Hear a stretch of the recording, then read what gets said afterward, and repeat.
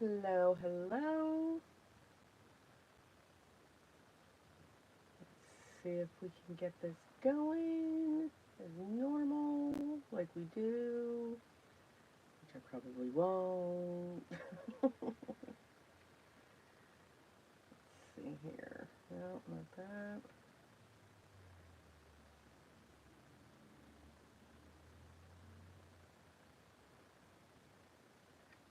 No.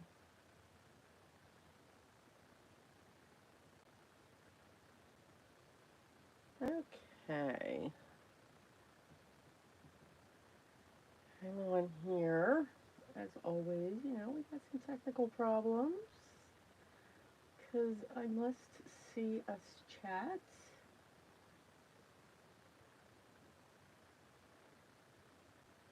And I think...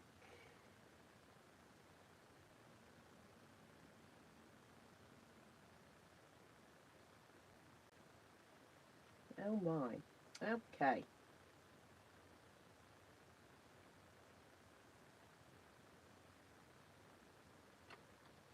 We'll do that.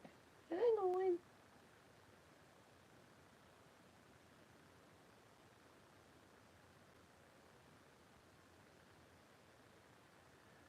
Well, as soon as I get this up, I hope everyone is having a good day, a good week, or had a good week.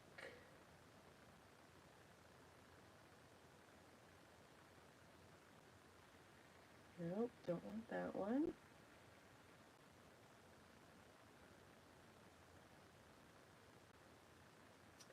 All right, let's see here. Let's do this. We're going to reboot.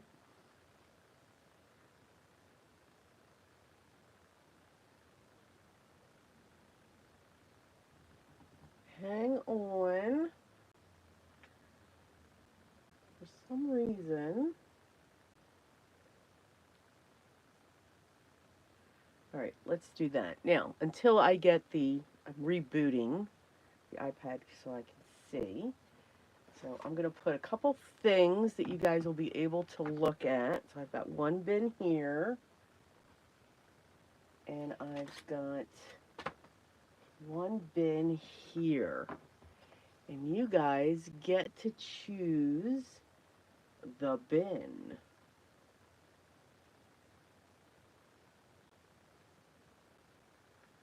So I came up with a couple ideas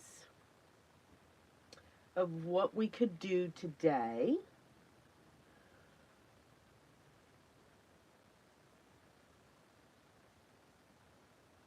What we can work on.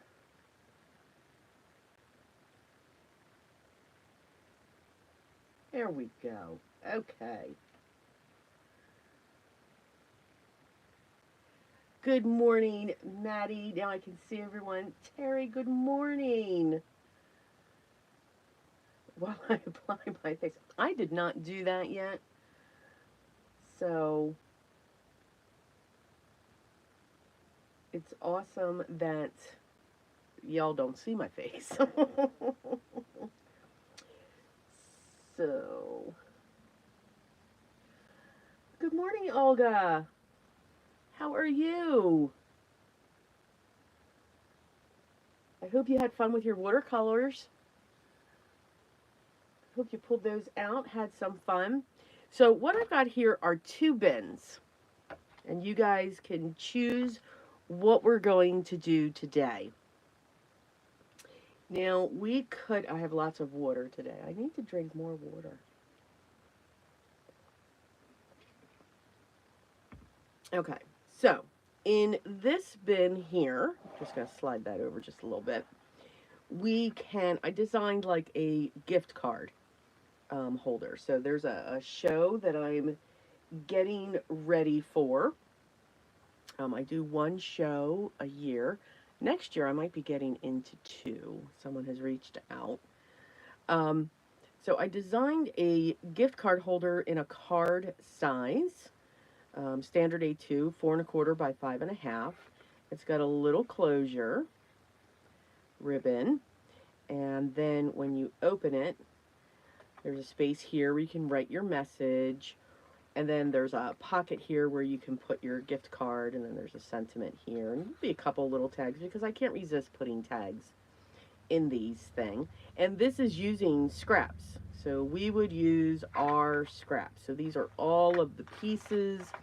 I dug into some of my die cuts from digitals, cut them up. I even created this here when we don't have just that right, with all the stamps we have, yep, you just can't find that right sentiment. You can't find that right size. So I'll go on my computer and create my own and print them down, and then just cut them up. So this will actually say Merry Christmas. So we can work on that. Just have fun playing with our scraps and adding our layers and all that. Or, I've got an or. So I pulled out the majority of the stuff that I would need. My ribbons, and I have my measurements, and my doilies, and pearls, and stuff like that. Or, it's a big or, we can work on this one. Now, this one, so you guys know that have been here, I've been, trying to find a kit. I really, really enjoy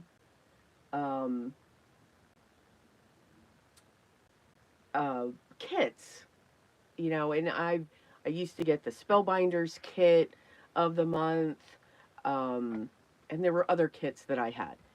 And one of them was Altenew as well. But I miss, the 3 cards, 1 kit, or 5 cards, 1 kit. The kit that I really miss, and I know it wasn't for everyone, was the Spellbinders monthly kit. Oh, I loved that monthly kit. I had a ball. It was the one kit that it never failed. I would use it. And I would use all the card bases. I would make all the cards in the video, and it was a 10 card 1 kit, and I just had a ball with it. And I think probably because it was collage. I could just throw things down and just slapped those items down onto the card bases and just had fun creating the scenes for each of the cards and then using the papers in the background. But everything was always used in that kit. So I miss that. I miss doing that, because it's and you just focus on what's in the kit. You don't need to have all of the other fancy things.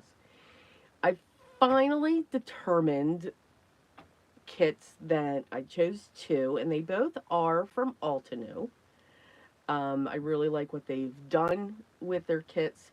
So for this one, this is their Build a Garden monthly subscription kit, and you get an outline stamp, you get a stencil. I'm really starting to like the concept of stencils, and then you also get the die that goes with it, and they even go, what's also part of this is,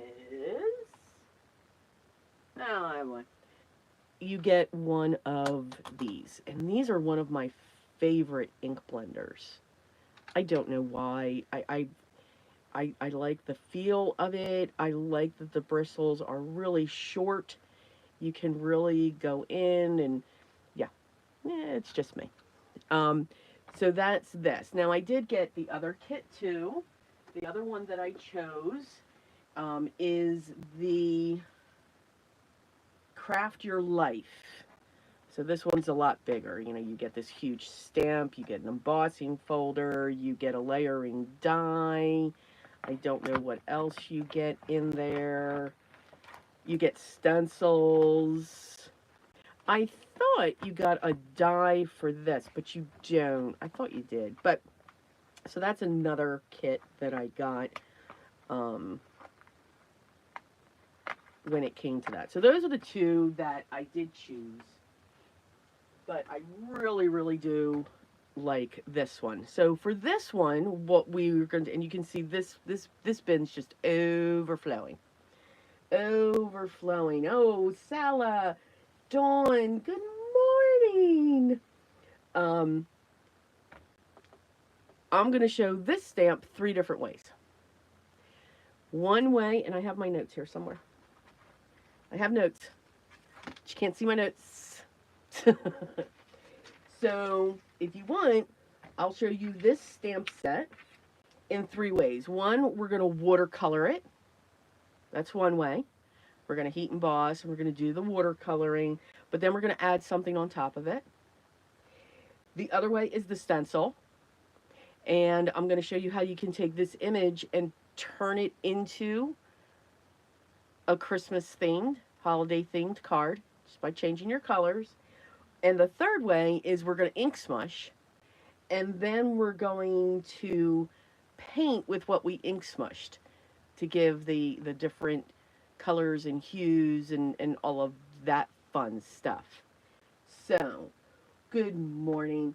So, which would you like to see us work on today? The other one, for those of you that just came in, the choice was this. So, a card kit, 3 ways, in 3 different techniques. Or this one where we're just going to dig into our stash and make gift card holders using our scraps and just having fun making those. So, you know, Dawn. Any of them. But you guys get to choose.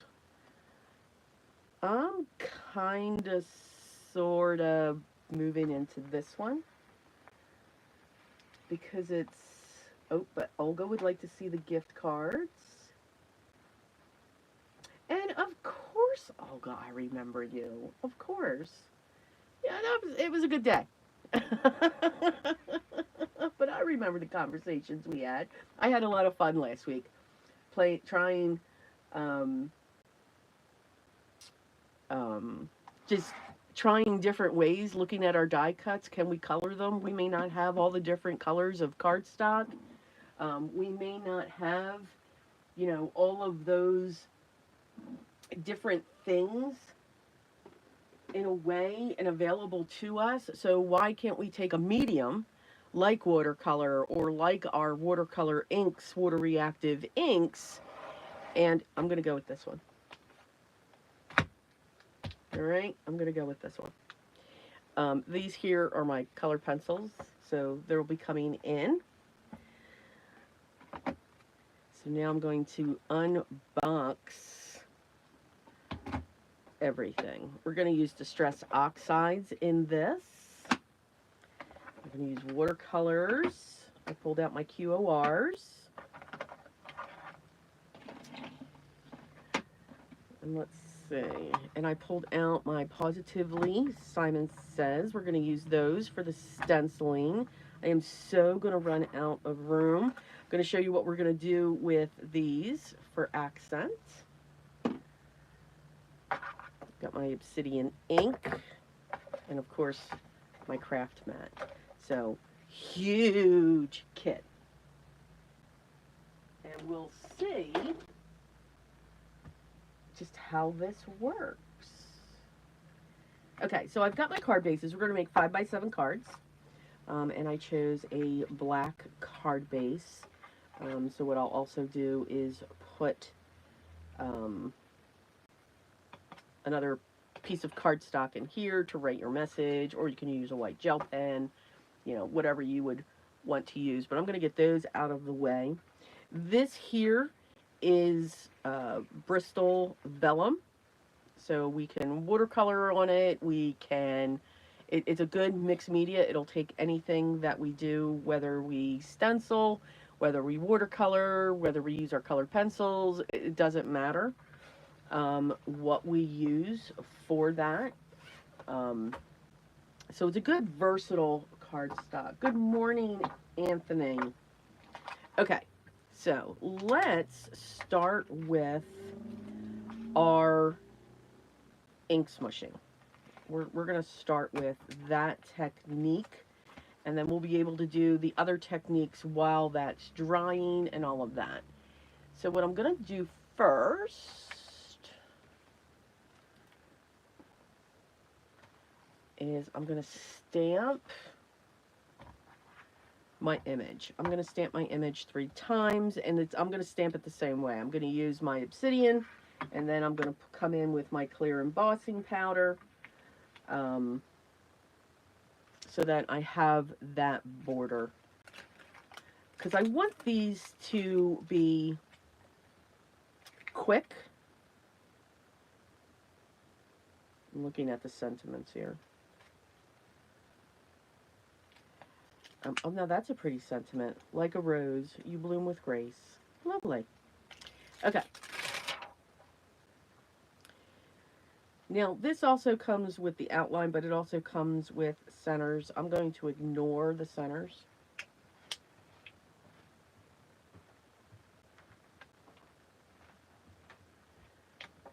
Cordelia, good morning. And we're going to stamp it the same way. We're not going to change change the position of the stamp, because again, but this, stretch your supplies. Let's create different things. Let's create different looks when it comes to our stamps.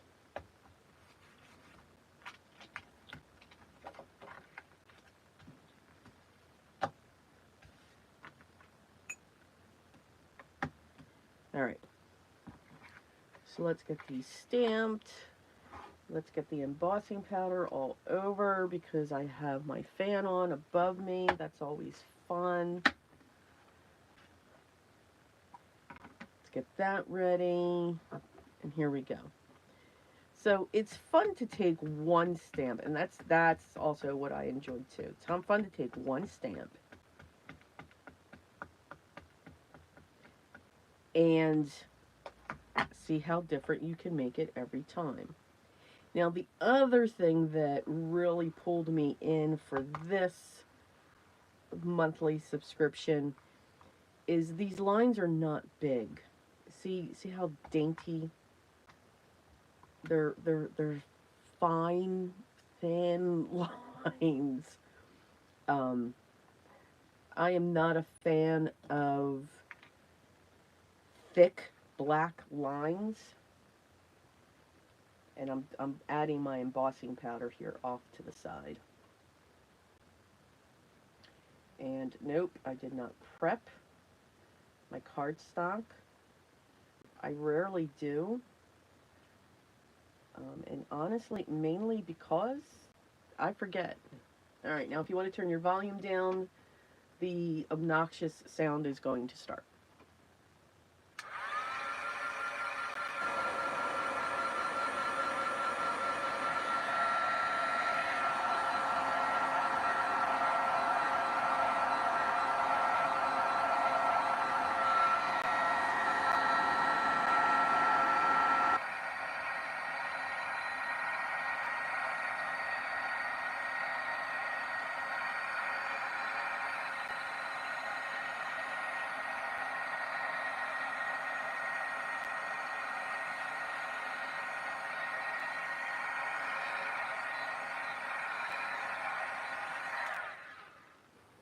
One down. It is, Meg. It's a really pretty stamp. And again, what pulled me in was the thin lines. This stamp, at least for me, is perfect for the colored pencils, because that line's not too thick. So using like a gray or a no line, you get this beautiful effect when it comes to that image. I think I was also gravitated to Altenew, because I love florals. So it's definitely what I have, as we continue to create, and I don't know if you can hear me over this.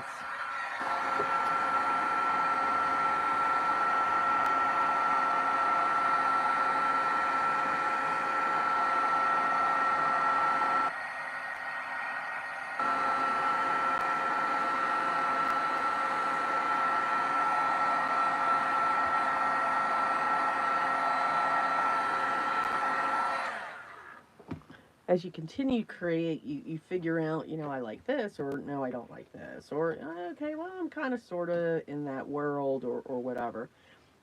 I've figured out, of course, it took a while. Um, Florals, I love florals. Or vintage, yeah, I didn't know that one. I'm definitely a floral or vintage person when it comes to the images, and scrappy mixed media. Those are kind of, as many say, my jam.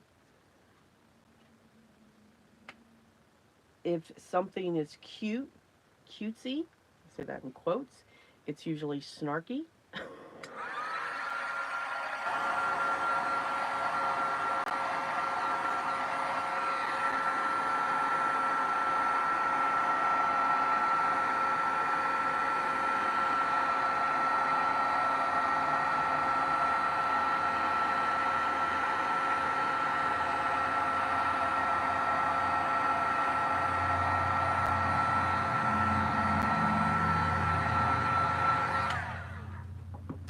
All right, so the obnoxious noise is done. Besides my voice, Biddy, we missed you, Biddy.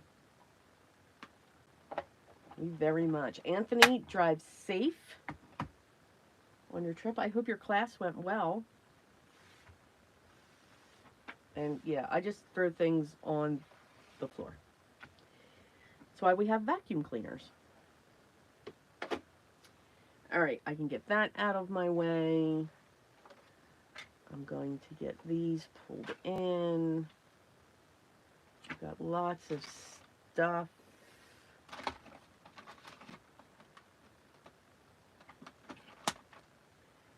And we'll clean our stamps. I'm not going to add any sentiments because what is up in there?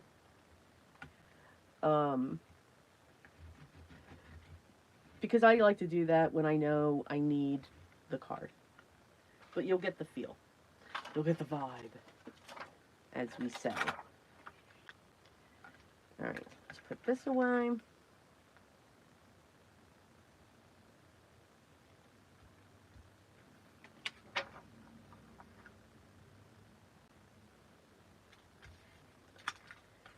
And we can put that back in here. Okay. And I don't need this anymore.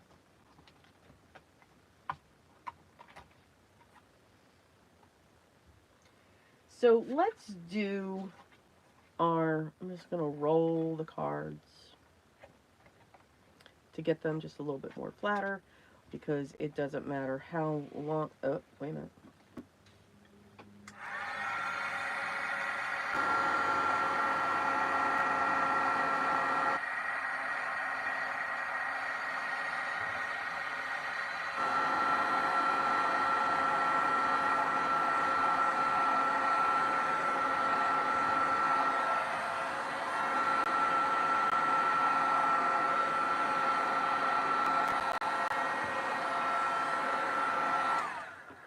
Okay, always make sure you heat and emboss all of your areas.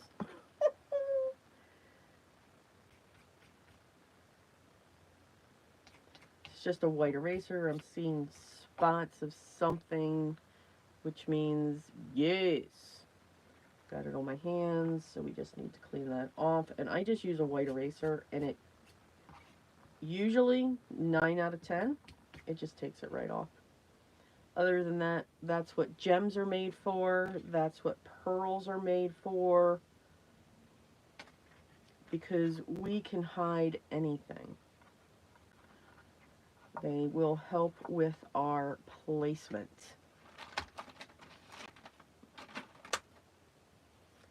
Alright, now I'm just going to clean my hands off because I don't know how. In less than 15 minutes, I get ink all over the place. Only me.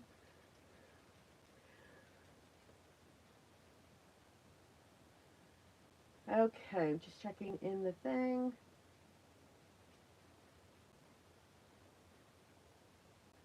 Yes, yes, Biddy, it is a... Hello, Jen, good morning. Gwen, good morning. Biddy, good luck. Please do not trap yourself under the desk again. Yes. Let's not do that again. So I think the first one we're going to ink smush. I'm pulling in my craft mat. When I ink smush, I like a silicone mat. And the reason why I like a silicone mat is because it beads. I'm going to make sure I grab my water bottle, not my alcohol bottle. These roses here are going to be in a red color.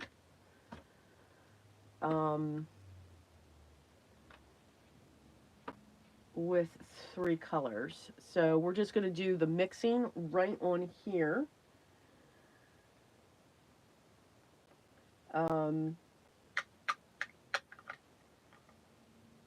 That's not happening today. Okay, good. So we're going to use oxides, and I'm just going to pounce down first color. I'm going to come in. That was Saltwater Taffy. This is Worn Lipstick. I don't worry about mixing my colors. These are like colors. And then we're just going to add in some of my favorite red. It is, to me, a true red lumberjack plaid. And I won't say why I think it's a true red, because some people may be grossed out by what I say. And then we're going to add water. So when we add water, you're going to see this just bead right up. Now, the more water you add, the more watercolor look it will be. I'm going to take a scrap first.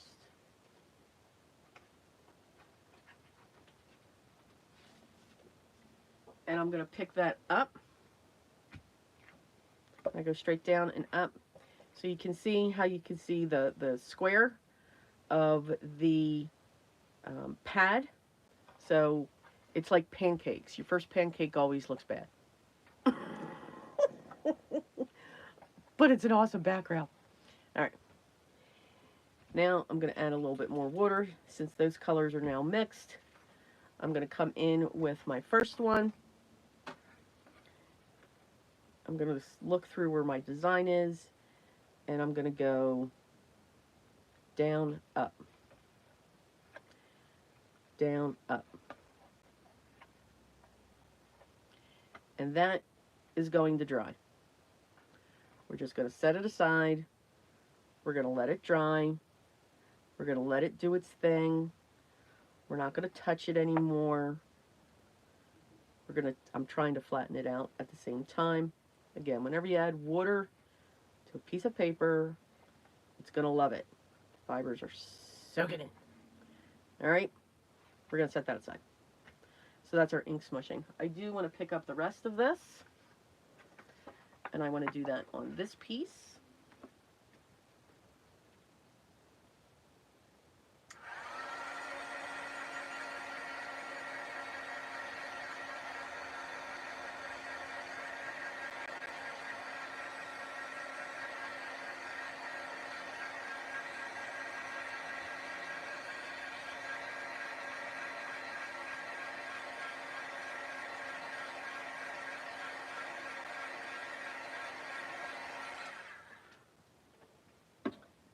Okay. Biddy, are you trying to do your room in one day?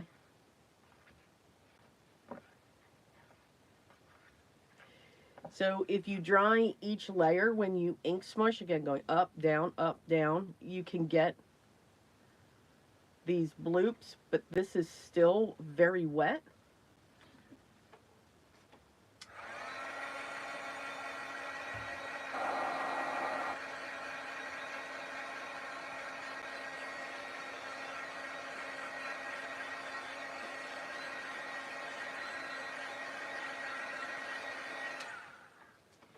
So when you dry, now that area is drying. So now if I go down into those bubbles, now those bubbles can be seen. So that's layers. Drying in between is your key when it comes to ink smushing. And that is something, ink smushing, we're going to do a whole, um, everything's deep dive into the community. Deep dive, deep dive. And ink smushing is going to be the topic for September for the community. I love ink smushing. I find it therapeutic. And you'll never get the same results twice. Never. All right, so now we have that. Now, while that's drying, I'm going to come in and I'm going to get this one taped down onto a board. I'm going to leave my mat down because we're going to be using that again. And I want to get these petals, this image painted with a base watercolor.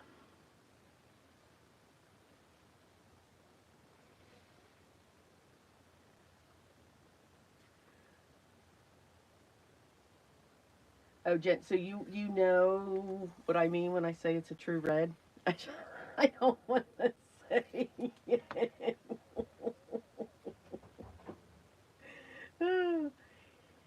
You know, it's probably not a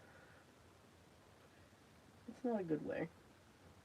So Gwen, this image is from Altenew. Um, for those of you that just came in, you guys know that I have been looking for a kit to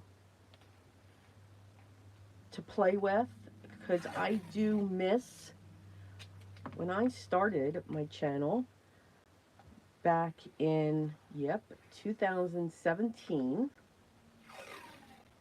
And we're actually coming up on 8 years. Started at the end of August.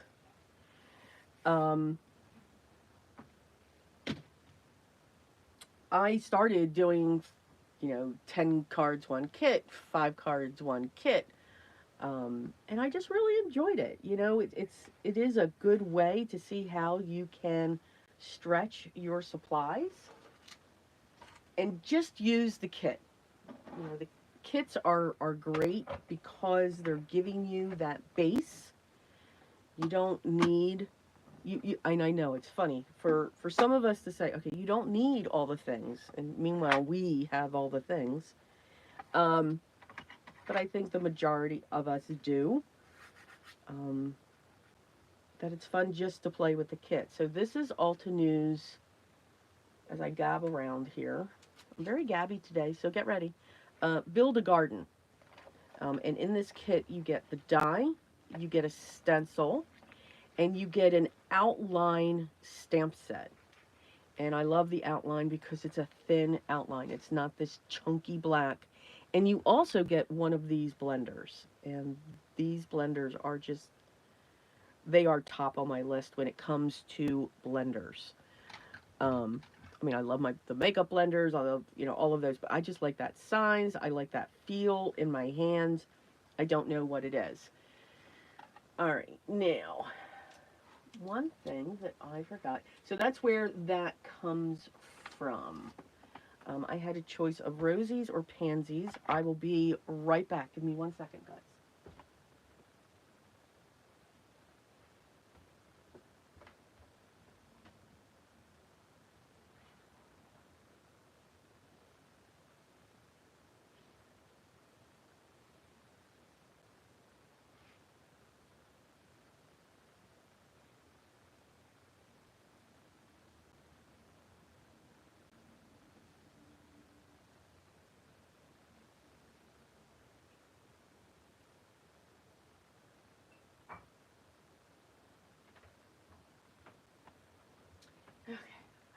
forgot my water. I need my water. I need my 2 containers of water. Okay. So this, Gwen, we're showing it 3 different ways. 3 different ways. I need my brush. I'm going to use one of my thick quill brushes. And I need some paper towel. Now, for some reason, I get asked this question a lot. What type of paper towel am I using? It's a paper towel, but it's the Viva paper towel because they don't have bits that come off that get into my brush. Alright, so we are going to, this is yellow. We're going to use yellows. So I don't know, let's see, can I move this? Oh, not with my water on there, I'm not. Let's see, let's slide this over. Am I still in frame? I am, because then you can see me mixing. I have my yellows and oranges up here, and I don't clean these very often. So we're just going to mix, and I'm going to pull in some of those other colors that we've got going on. I like yellow, but I don't like it a bright, bright yellow, and it's just going to be a wash. So very simple, and hopefully I don't forget the petals this time. So we're just going to add our color into our petals. We've got the barrier. We can go over those barriers because we're going to do some mixed media on these. And I'm going to stretch this out across the image.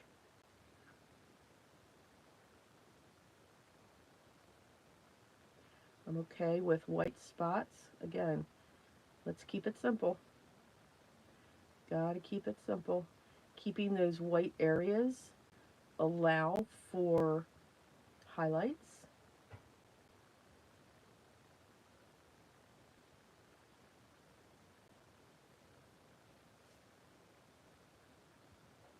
I'm going to come in with a little bit of water.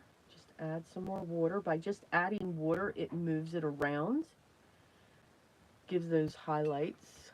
And then I'm just going to come in with this darker orange and just drop the color along the lines.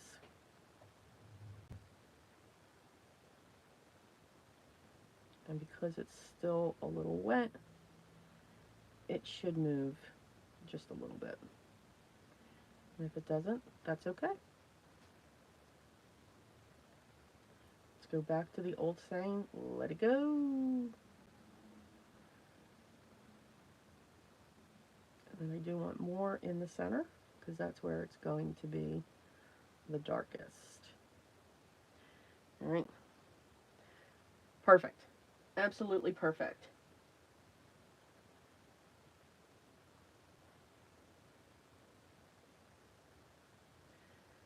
Okay. Now we're going to do the one up here. Did I miss any? No.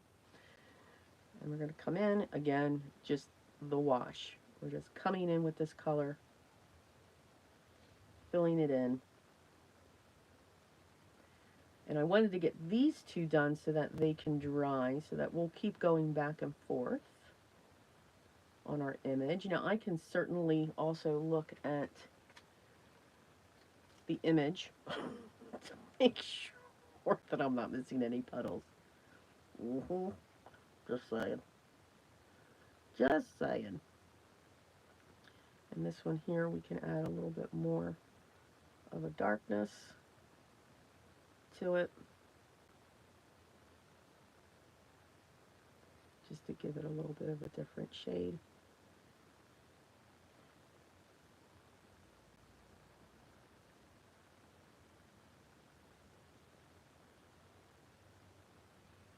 And we're going to let that go.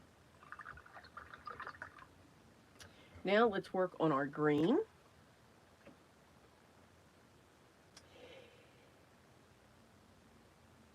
Biddy, did you find me back in 2017?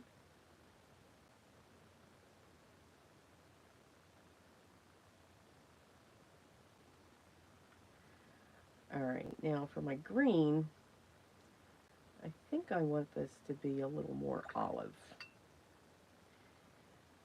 So there is, I do actually have an olive. And to keep it toned down, you can add an olive, a yellow olive green, and that's what this one is next to it. Adding the bright yellow, the lemon yellow, would make it really, really bright, like a sap green, and I don't want that. I want it to be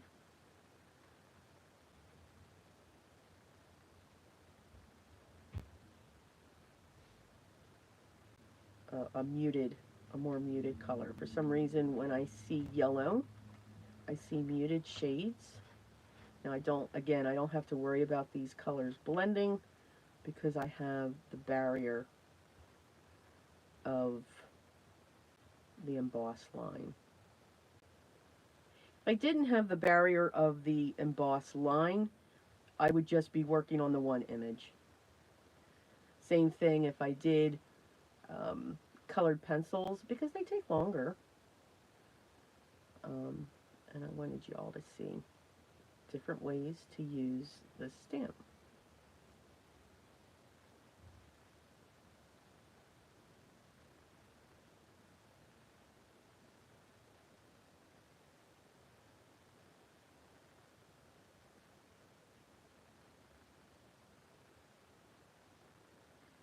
And then I'll darken this shade up. I think that's in there. Oh, I need to look at that picture. Is that? Oh, yeah, it is. Let's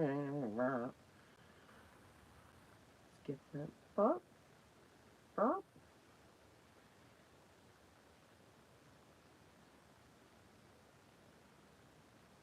Get these little details. And I don't know if that's one, but we're just going to color that in anyway. Just, yeah. Just for giggles. And then to make this darker, I'm just going to take that color straight. But take some of it off my brush. And we're just going to drop.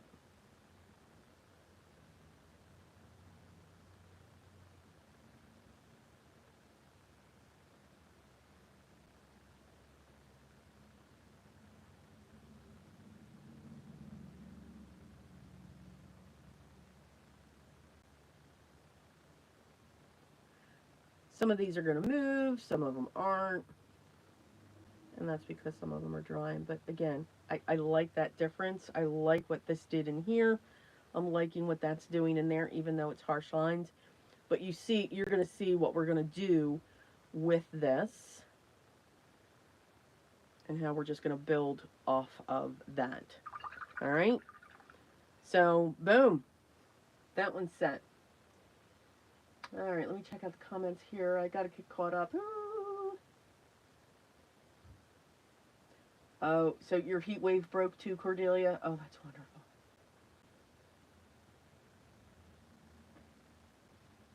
Yes, Gwen, I remember you in my Simplicity series. Yes.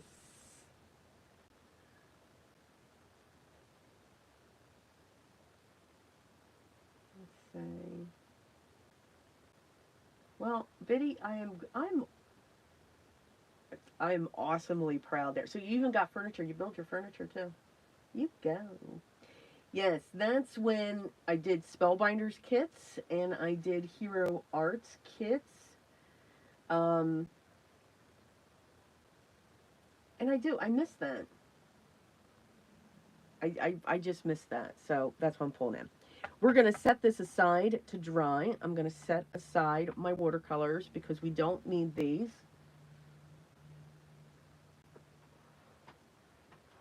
There we go.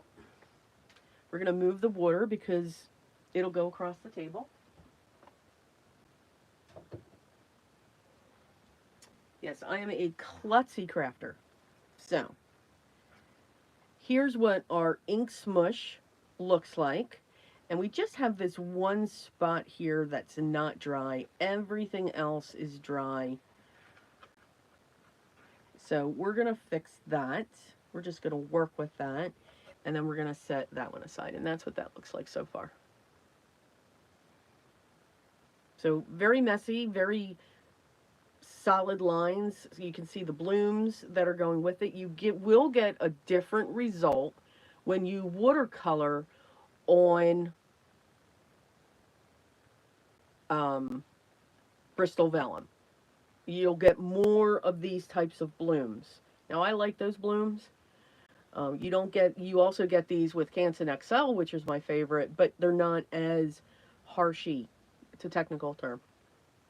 Harshy blooms. All right, but see, I like that. I think it adds interest to the image. Again, it's not for everyone. Absolutely not for everyone.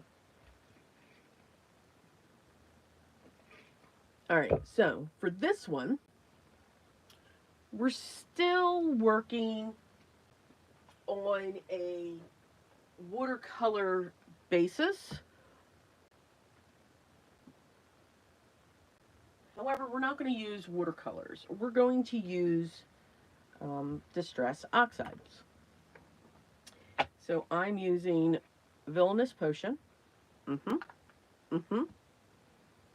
I'm just going to smush that down. Get some color there. Going to use Uncharted Mariner. These are like my two. These are these two colors and Lumberjack Plaid. They're awesome. Now I need a green.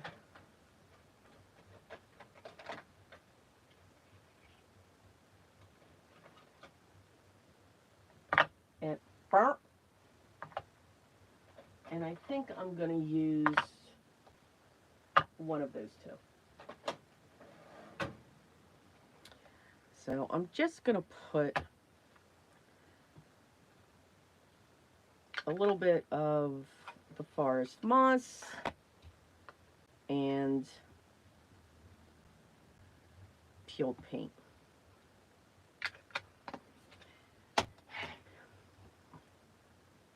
Now, I guess I should paint this, or I should tape this down too, shouldn't I? Shouldn't I?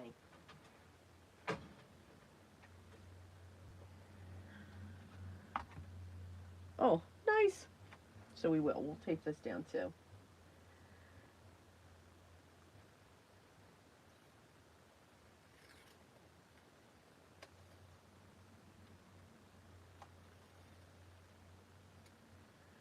Let's see. Catching up on comments here.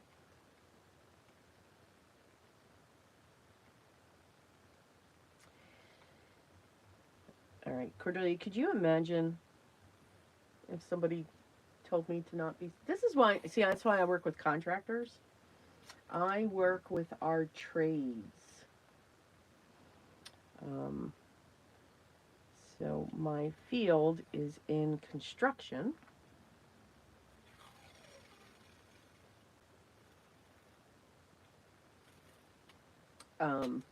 So yeah, I just need to remember to be politically correct when I'm in the office. I sit in my own trailer with the field staff. Excuse me. Yeah, I have my own trailer.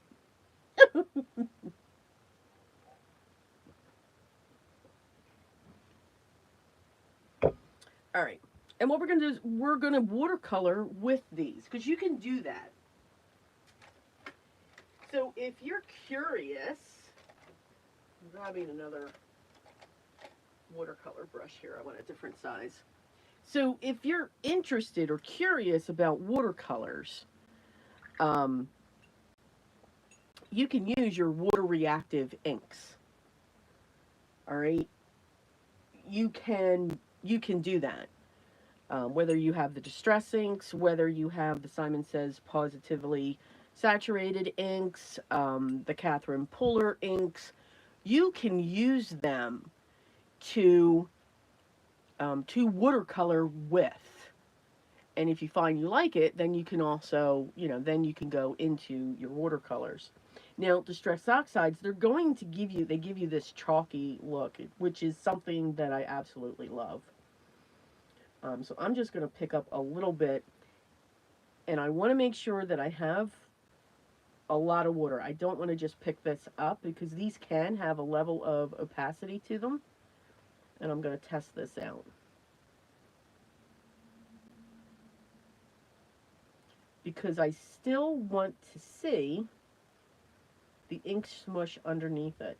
And you don't want to overwork this. You want to just come in with your color and lay it down. If you continue to overwork this, you will move those colors underneath. I'm going to see that splotchy. And then I'm going to do the same thing. I'm going to drop the darker shade of green into this. It's the same thing, same process. You don't have to change what you're doing just because it's not from a tube or from a pan set. But you can see all of these splotches down. So it's another way to use your supply. When I think I've got too much water, I just tap it onto my paper towel. If you want more color, you can use less water, but I am going light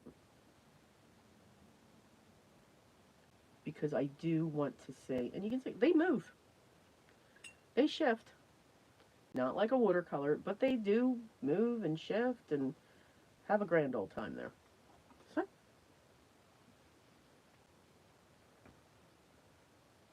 So, Sala, have a good night. All right, so we're gonna, whoops, and we're just gonna continue around.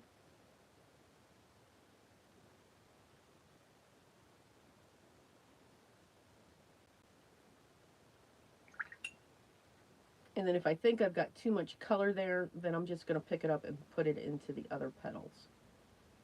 And just move it around. But you get differences, you get these different looks, views, which I think is fun. This will also give you a mixed media look without getting completely inky. Sometimes people don't get inky.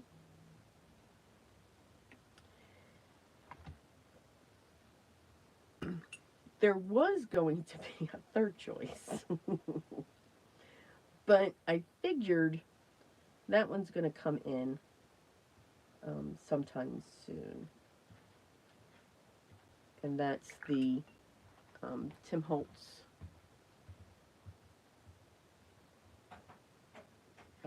kit.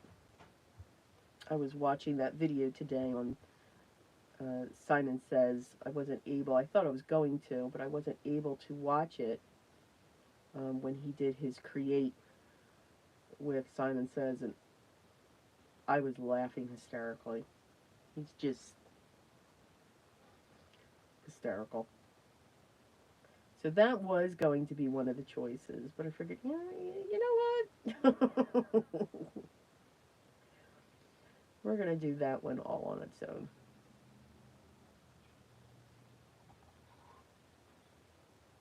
All right, there's the leaves. And yes, I'm adding in, I'm going to grab that red, because I do want that red as well.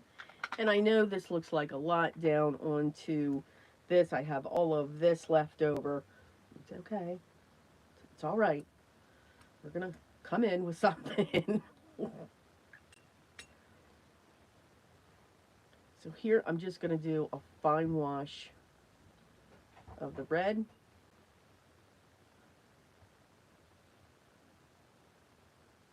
all over the flowers just to fill them in so that it's going to give me the difference between the background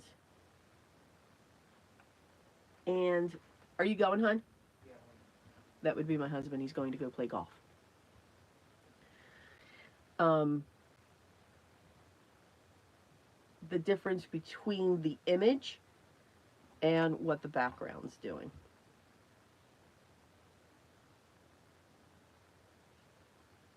So a light, light, light wash. It's going to darken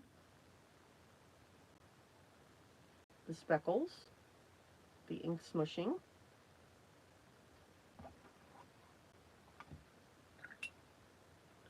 And then we're going to come in. I'm going to add more water to this.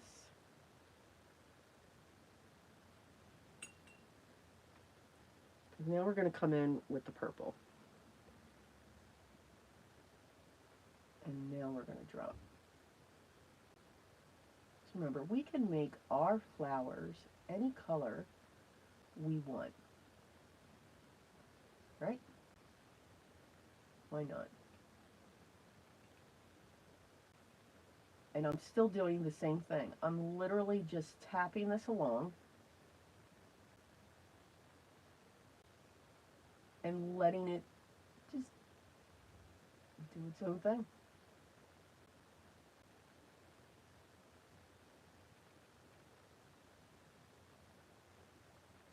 And I'm letting it set in the crevice, because then we're going to come in and we're going to wash this out.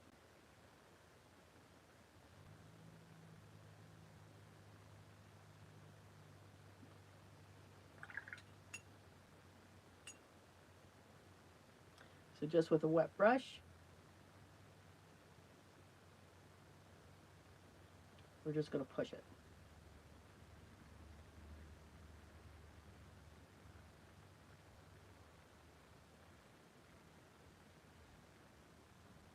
And this is adding more and more water as you go to your piece.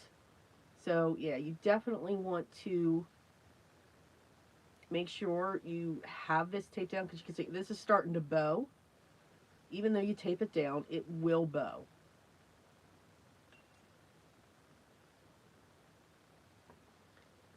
And then while that's still wet, I'm going to come in with the blue. Just in certain areas.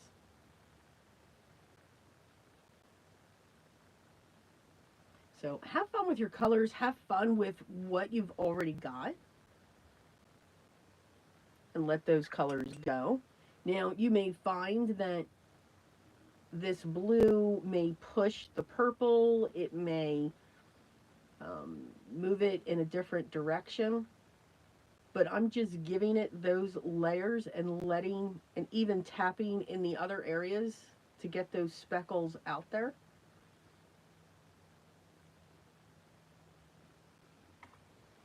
And now she stands out.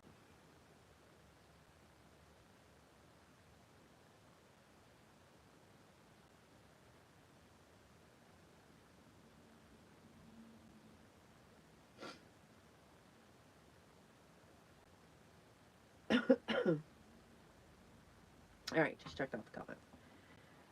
All right, let's do this one. Same thing, we're going to add our water. That's not water. That's just...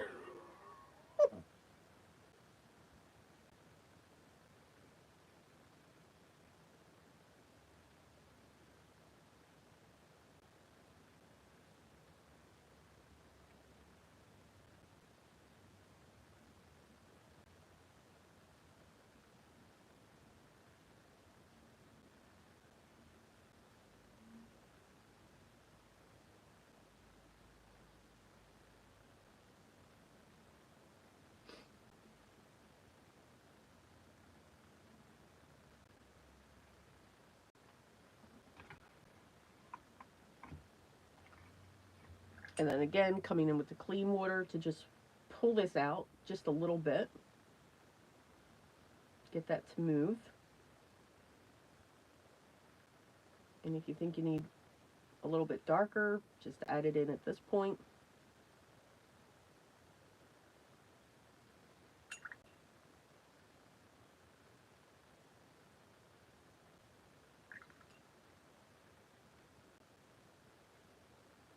If you've got too much water, clean out your brush and it'll sop it up. And now we're going to come in with the blue. And again, we're just dropping it.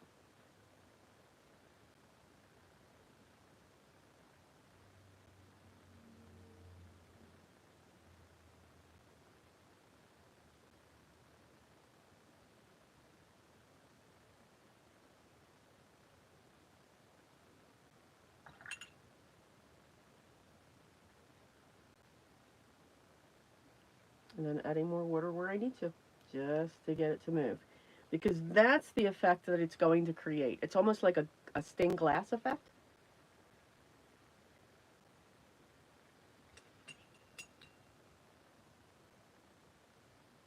But you want it to stand out from your piece. But the harsh lines and all of that just makes it come out even further. I'm going to set this one aside now.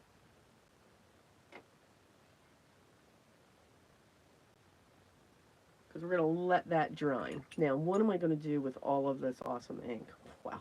Okay. So,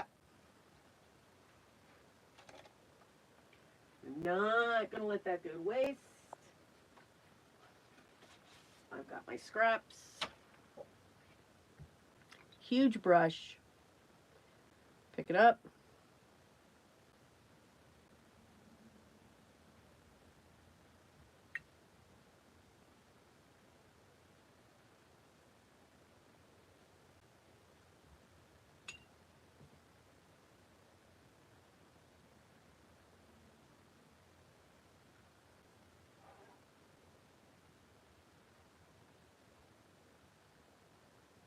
And let it roll.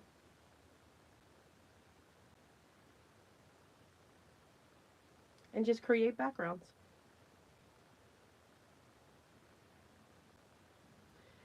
Now, I don't want the green, so I know I'm probably going to make somebody very, very upset with what I'm about to do.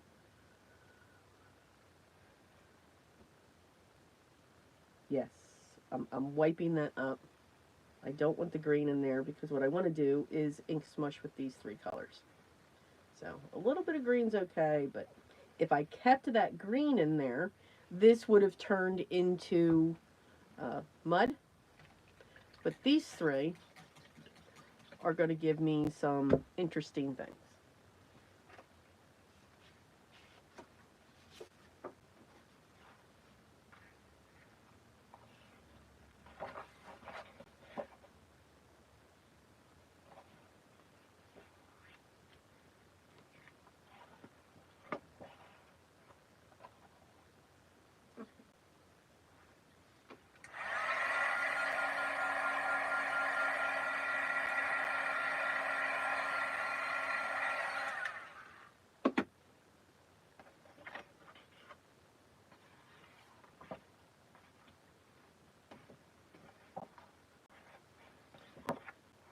We're just going to keep picking it up. These would be great on ornaments. This would be great to tangle on. I hear you, Gwen. I'm hearing you. If you're still here, I'm hearing you. And then one last one. And now we'll set that aside to dry.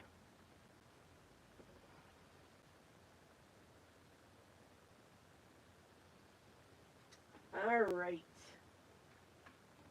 So, yeah, so back to I sit in my trailer by myself with Field, and I think they're thankful for that.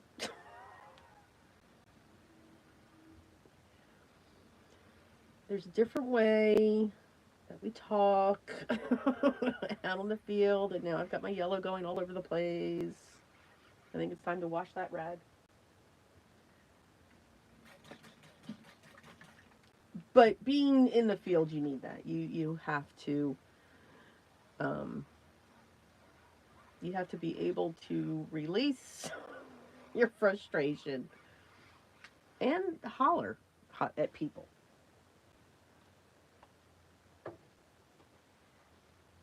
Me, I find that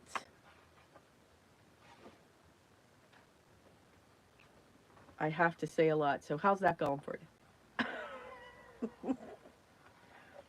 And then I just get that stare. That complete stare. All right, we're not going to need our mat anymore. So I'm going to get that off my table. So while the other two are drying, let's work on our stencil. So that's the other component that you get along with the die for this. Now, I did not take the time to read this, meaning to know the order.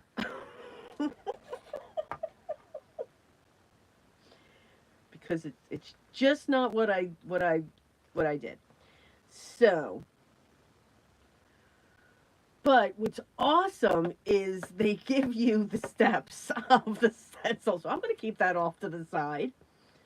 And this obviously is our first one. And I have no idea how and what colors we're going to use. Now, the colors that I chose,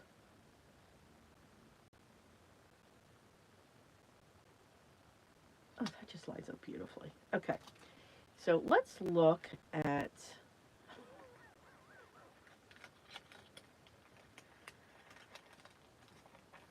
see, this is fun. Nope, that's the only thing they showed. That's right. So if I look at the picture, I need to know, what's light, what's dark. But the colors, I fell in love with these colors that they were showing. Absolutely gorgeous. Yes, and there's a reason why I went with that. Because we're going to take this and we're going to twist this up as well. So I have sky, dusk, and night. Now, because we're working on a 5x7 card base, this isn't something that I'm going to be able to use either a sticky mat or anything else. So I am going to find a spot where I can put a piece of tape to at least secure it that way to create a hinge.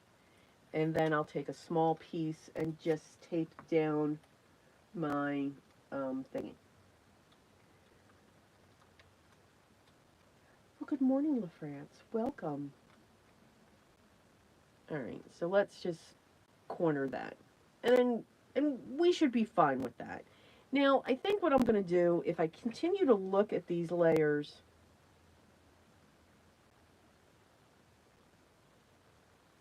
I'm trying to see if they say light, dark, medium.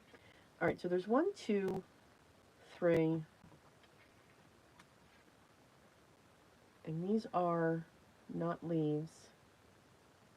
Okay, this will be fun. They do number, so okay, that's kind of cool. All right, I know that's. We're just gonna have fun with the colors. Let's see what we get, because if I try to figure this out now, I'll drive you all crazy. So they do number the stencils. I don't know if you can see that. With big areas. I'm gonna start with the light color. That's what I'm gonna do. Yep, that's what I'm gonna do. And I think, dun, dun, dun.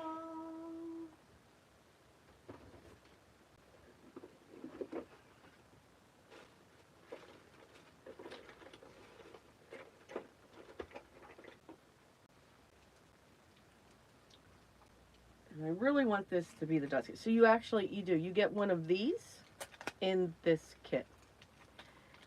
So I'm going to use this for these colors. So I'm going to take the lightest color.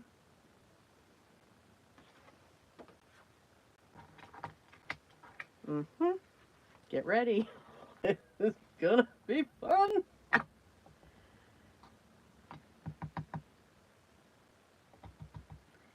And we're going to put this down on here first. I got to break this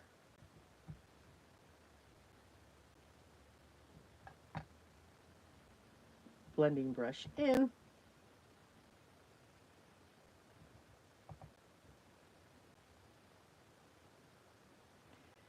And we're just going to see where these stencils hit.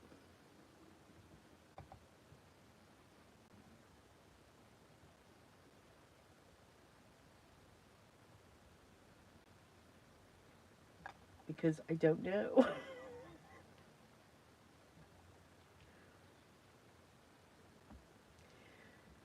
Again, this is live, people. This is live.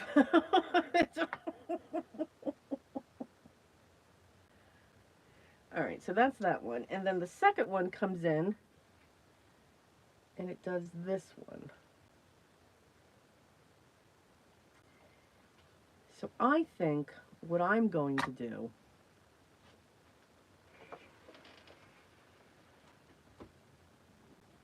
is change this up. And I'm going to come in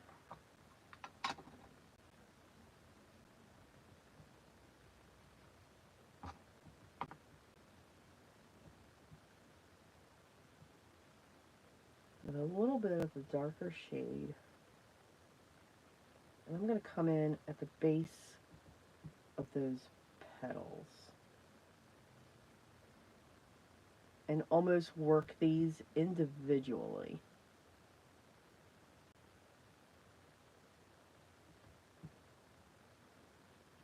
So it's almost as if we're painting with our stencil.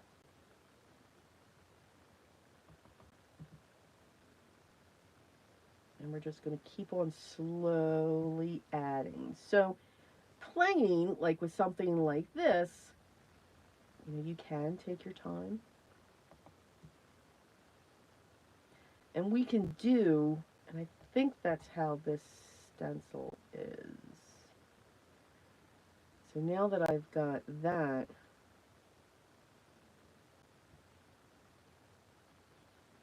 I can then also come in with the darkest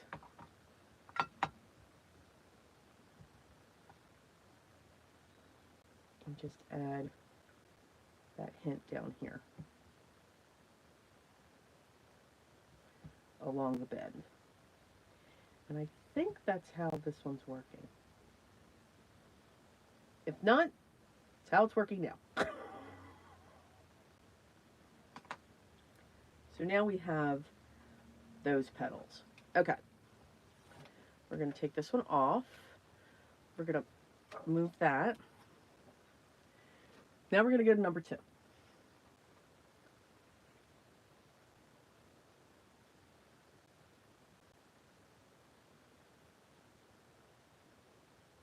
I will say their stencils line up very nice. Very, very nice.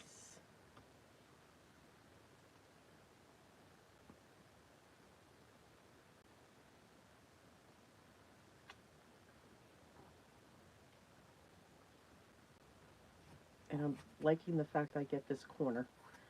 I can just do that. And we're just going to rinse and repeat.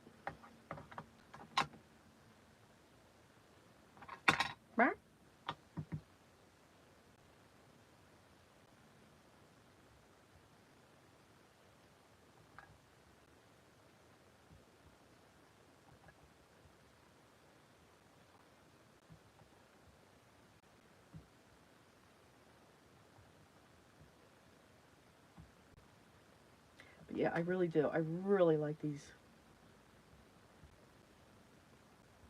I don't know if it's because they're shorter. I don't know. I do not know. It's very odd. Now these, I get these off of Amazon.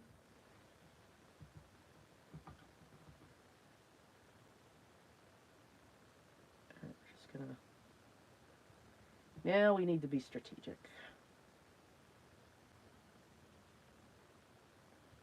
and we'll see how this works.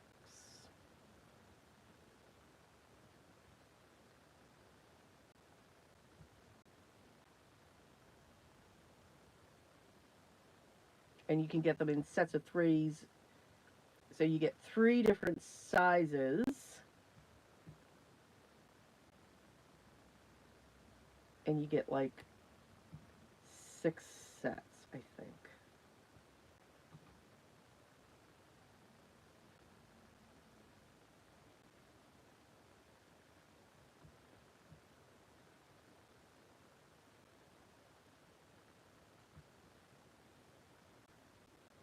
I think what I am going to like, each petal is going to be very different.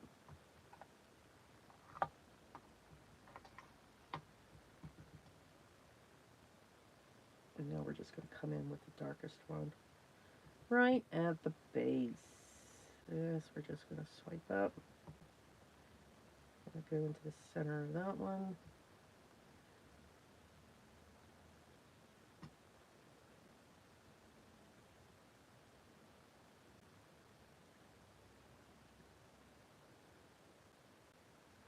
All right, fingers crossed.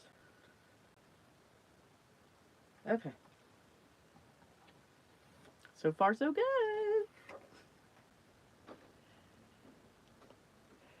So I'm actually kind of liking this because one of the things that I struggle with when it comes to stencils is what color goes where, and where do I want this, and where do I want that. And if there's one thing, and I know I've said it before, I don't want to think.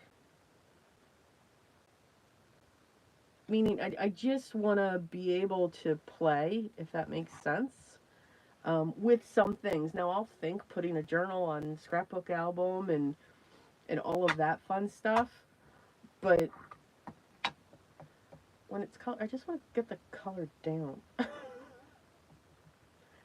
I want to know, okay, this here is this color, and this is going to be this color, and this one's going to be this color. So yeah, this one was kind of freaking me out just a little bit, but I'm kind of liking it because you're going to get the different shades on the different petals.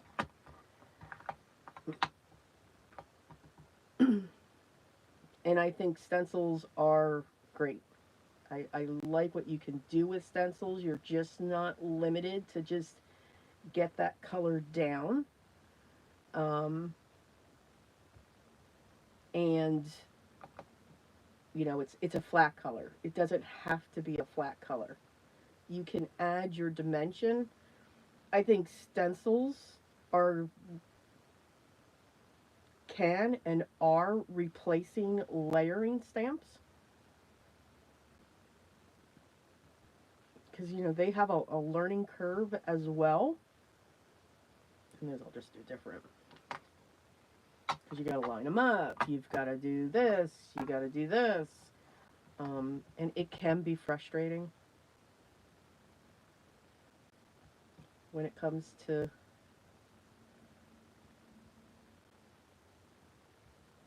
layering stamps. They're beautiful, absolutely,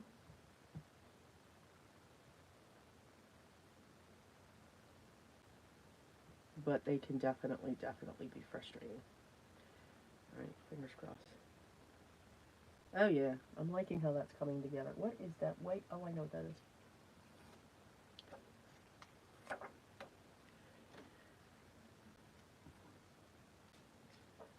All right, now this, of course, you put leaves in with it too. Oh.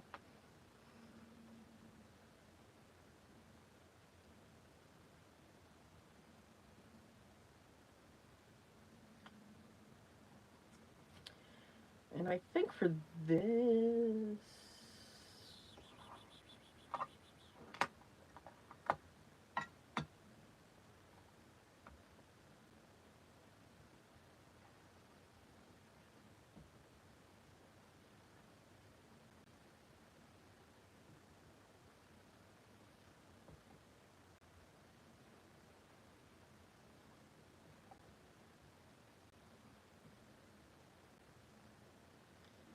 I think we're going to add more darkness to these.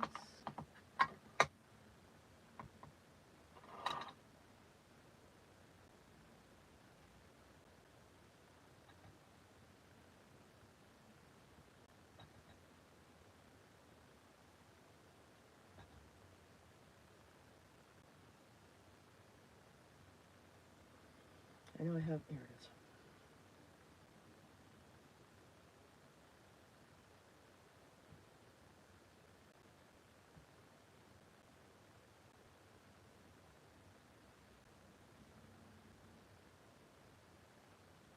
I'm not going to lift that up yet, because if I do, it'll shift. Okay. How are we doing in the chat?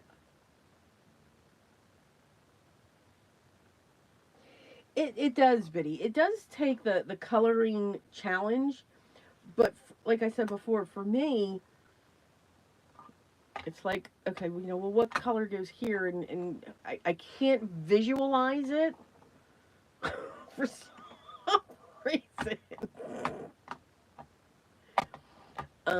I just cannot visualize that color thing. Now, what I am liking here with these is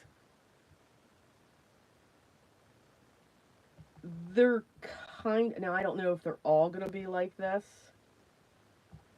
And I'm going heavy with the kale. I don't, or the cabbage.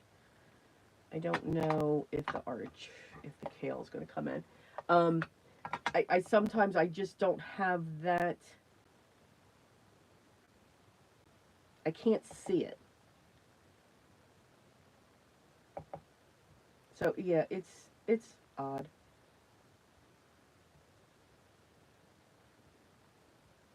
I think the kale is going to come in. So sometimes that's where I do struggle. But I'm finding with these, now that I'm seeing what's going on, these are less intimidating for me.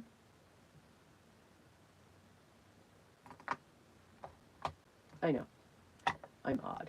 But I do like how stencils are growing and becoming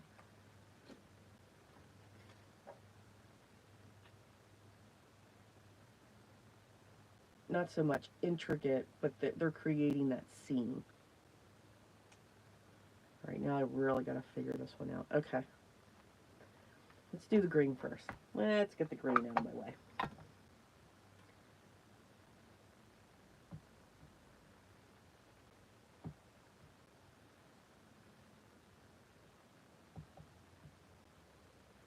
And I do like that they didn't, have the two sets on one stencil page. Usually they do that, and then that just confuses me as well. I'm easily confused. It's just, it can happen, and it can happen quickly.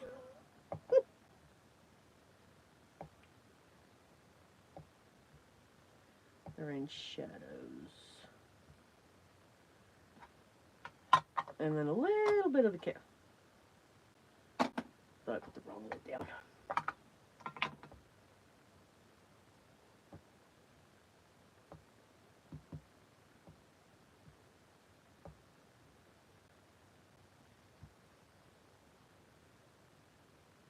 Yes, that's how I get ink out of my brush. Alright, and let's go back to the blue, and this should be finished up. I am going to wipe that green away, though.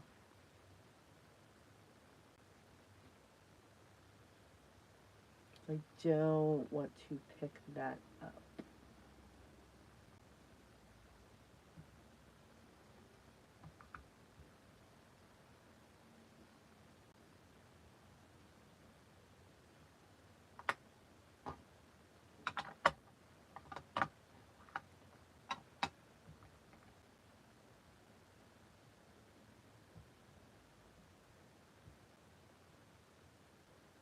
And this, I'm literally just going to spin in the center of this with these colors.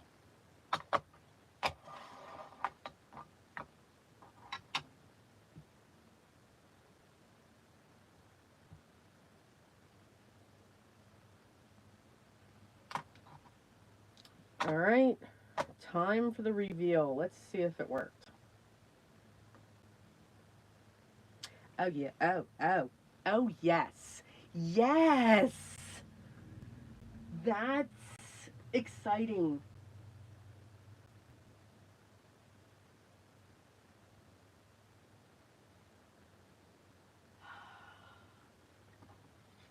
Check it out, the comments there.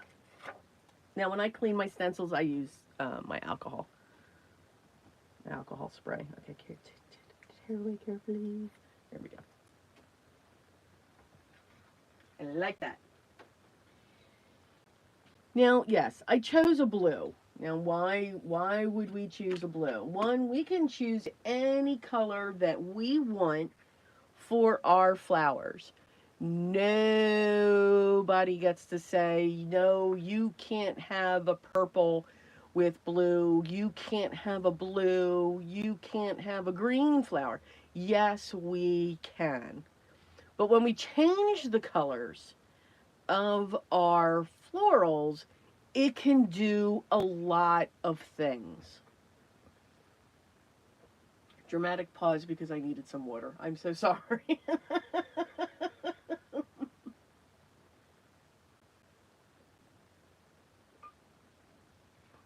Okay. But what we can do is if we just take, now I'm just taking a dry brush here because I think I have, okay, I know what that is. This is the worst thing that can happen if you don't prep your cardstock first with your anti-static. That little bit right there. I'm good with it. But if we change the colors, anything we have can be anything we want. Do you all believe me? You should. Because if we add, not those yet, I actually want to die cut this out. So I'm going to shake the table just a little bit. I want to see how this die cuts. And that's the other thing that you get. So you get the stamp, the die, the mini blending brush, a new one, and the stencil set in this kit. And we are going to die cut this out. Wow, that die fits right on. Holy moly. All right.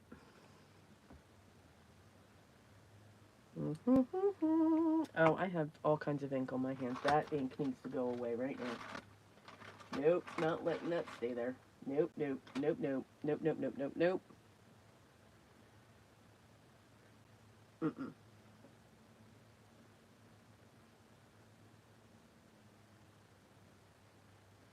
And you can. I mean, we can use, there's just no rules. There's, if you want a teal flower, then make a teal flower. But when we can embrace that concept, that where we can really and truly say, you know what, this is going to be the color that I want it to be, then it's very freeing, honestly. I know, Biddy, I'm going to die cut. Be okay. It's good. And I'm going to use my Spellbinders machine. I'm just, just saying. You know, Biddy, I think of you every time I die cut. And I've been thinking of you a lot because, yeah, it's that time of year where me and my die cutting machines, they are just not, we are not bonding. Yeah, they're not liking me right now. I do a lot, a lot of die cutting. To the point where my die cutting machines, they're kind of cringing at me now. They're kind of saying, no, we've had enough. We have had enough. When are you going to stop? and really not anytime soon. Alright, so I'm going to get that in place.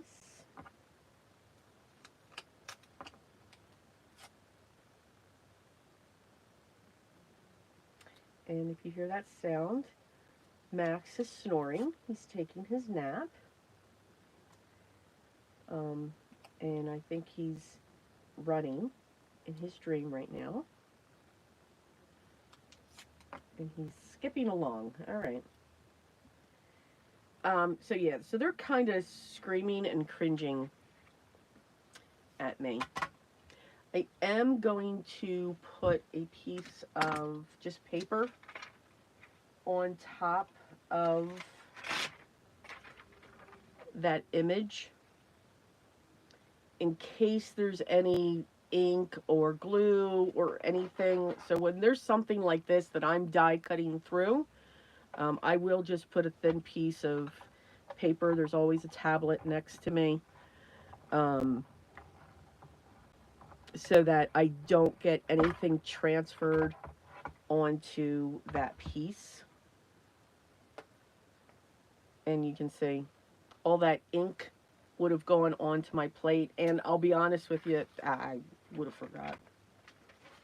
I would have completely forgot.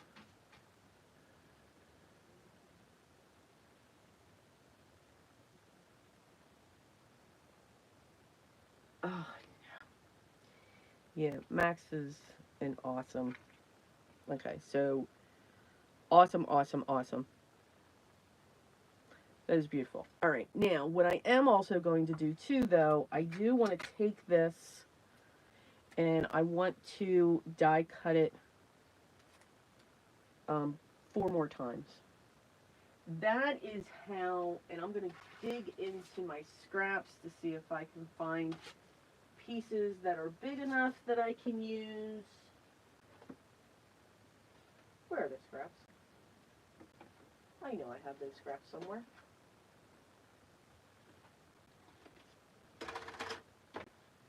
I'm fine.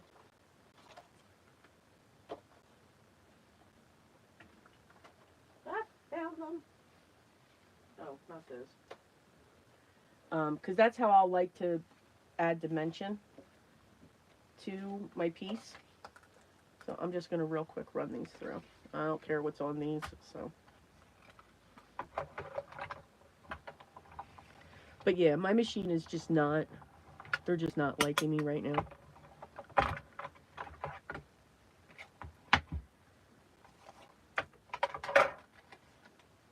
And that's okay.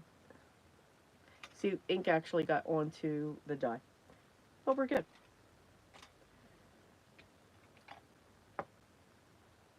And those tablets that I keep by me are just by the Dollar Tree, because that paper's so thin, it doesn't do anything different.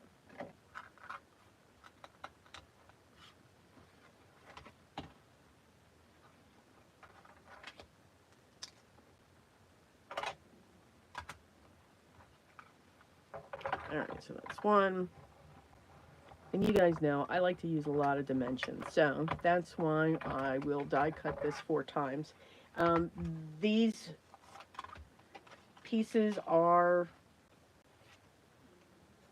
from heavyweight cardstock, because then that'll just add more dimension for me.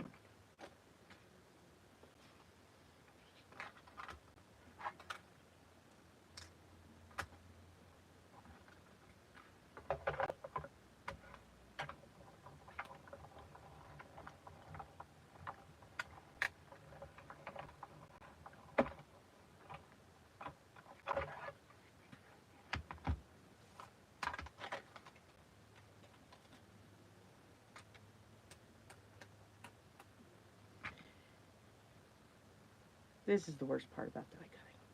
Just saying. Alright, one last one.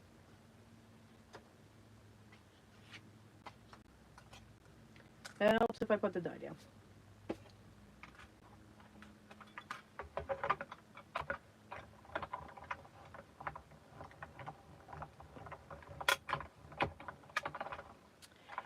Oh, and if anyone wanted an update on the fly situation. So,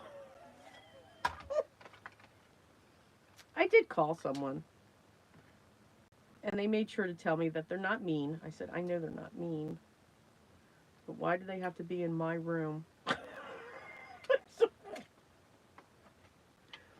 So I kind of had the guy laughing. He goes, would you care if they were in another room? And I'm like, well, no, I would, but not as much. Said, I can't be disruptive when it comes to these sounds. So basically, they'll stop. I'm like, okay. He goes, you've got to find, I guess there's an opening somewhere. And especially with the heat, they're kind of being attracted to that. And I'm like, okay, so I should turn my air conditioning off and not be in my room. Okay, got it.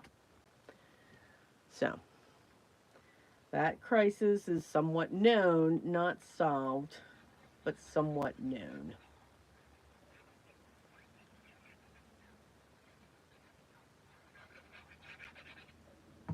All right, so we're going to get all 4 of these layers together, and then we're going to get this layer up onto the card base and finish this one up.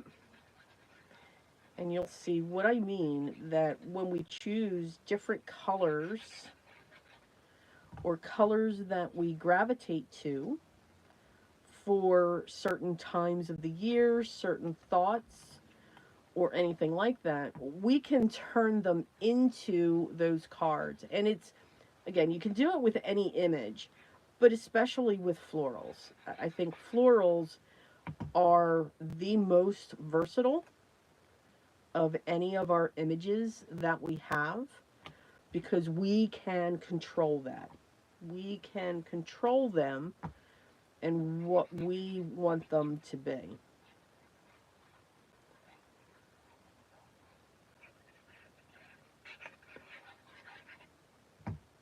All right, let's get this last one up there.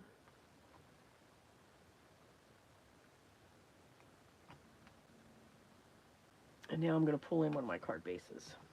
So we are working on black card bases.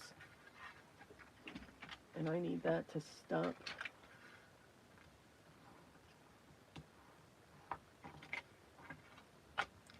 Flipping up on me because it's getting on my nerves now.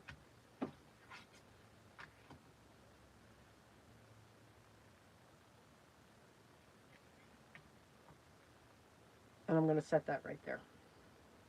And I'm actually going to set it up in the corner. Nope, I'm going to set it right there.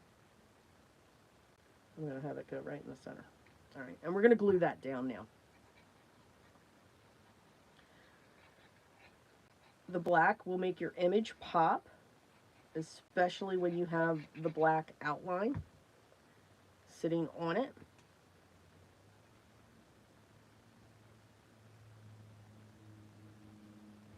And I'm going to keep my hand on top of that for a little bit.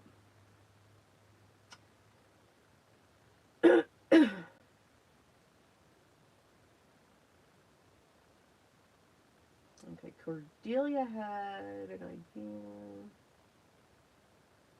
Let's see.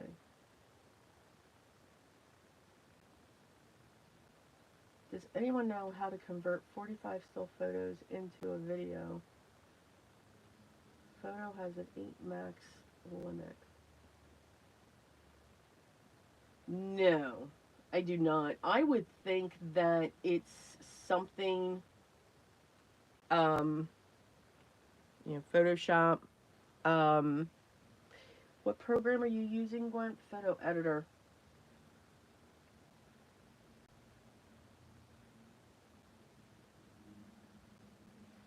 I am not sure. Okay, so love these stencils, because even though you can do all of those colors straight on when it comes to each of the stencils, it's not like it's a layering stencil where you have to think through, say, okay, this is the lightest one, this is the medium, this is the darkest, this is even the darker when it comes to that. So that's kind of cool. Less of a thought process now that I know. I'm just saying. I had to know that. But since we went with blue, dug into my stash, I have, these are my favorite drops, the Dream Drops. They go on differently, they act differently, they're just absolutely awesome. And then, of course, there is the Stickles. These are the Fairy Sugars by Memory Box.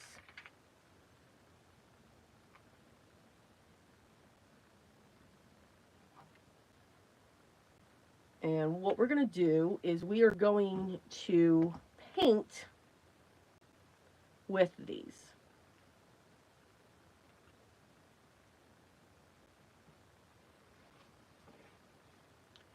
I need my other glasses because I cannot see. And I'm really hoping this works. Okay, so on the flower, I'm going to add the iridescent. And I'm just going to put a little bit down. And then with the nozzle, I'm just going to go around the edge in some areas. And we're going to pull that through. And we're going to do this just to the tips, the high part of the tips of the flowers.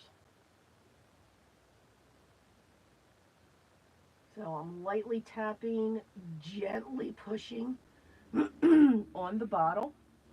And you want to keep rotating your piece so that your right hand or your left, if you are a left-handed person,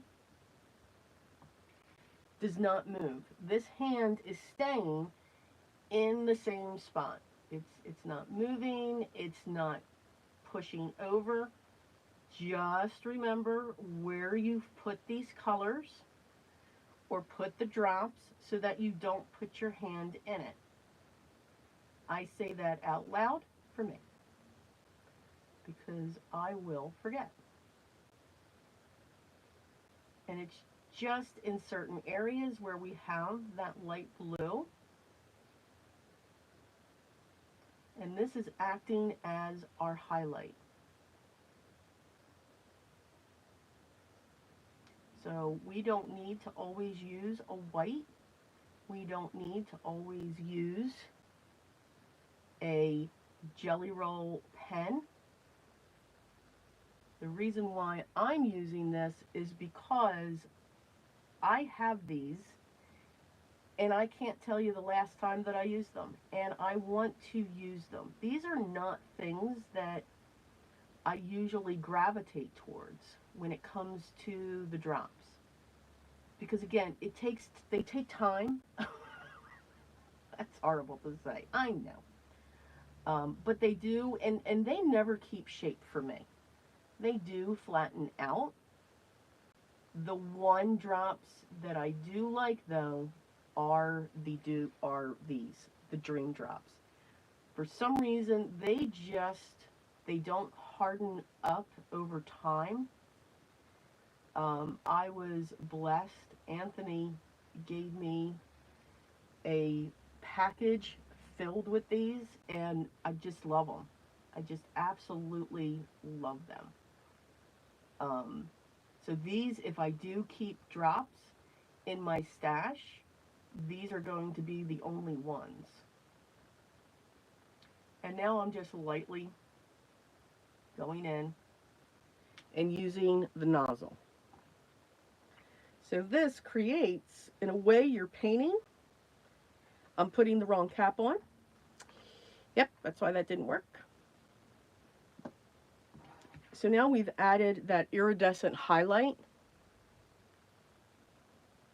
to the edge of those flowers. And for the leaves, I'm going to do the same thing, but this is like with the stickles. So we're going to add just some, I do wish that they had a finer tip on this. I am trying to keep this within the black line, which is making me crazy. But again, then just pulling it down through the leaf.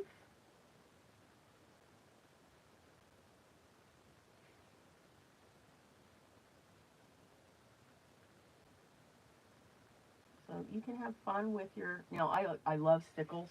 Always have, always will. I just love that glittery effect. But I have these as well, so I want to use them up.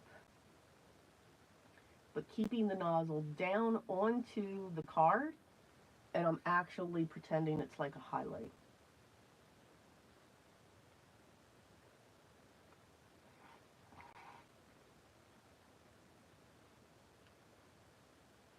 Just make sure with these bottles that these bottles are very sensitive, so it can really ooze out.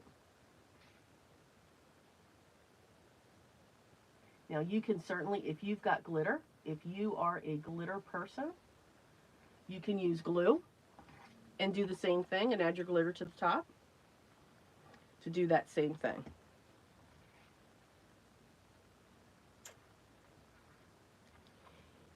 We've now taken a rose. We made it a blue rose. We've added all kinds of sparkle and shimmer and shine to it. This will make a beautiful Christmas card.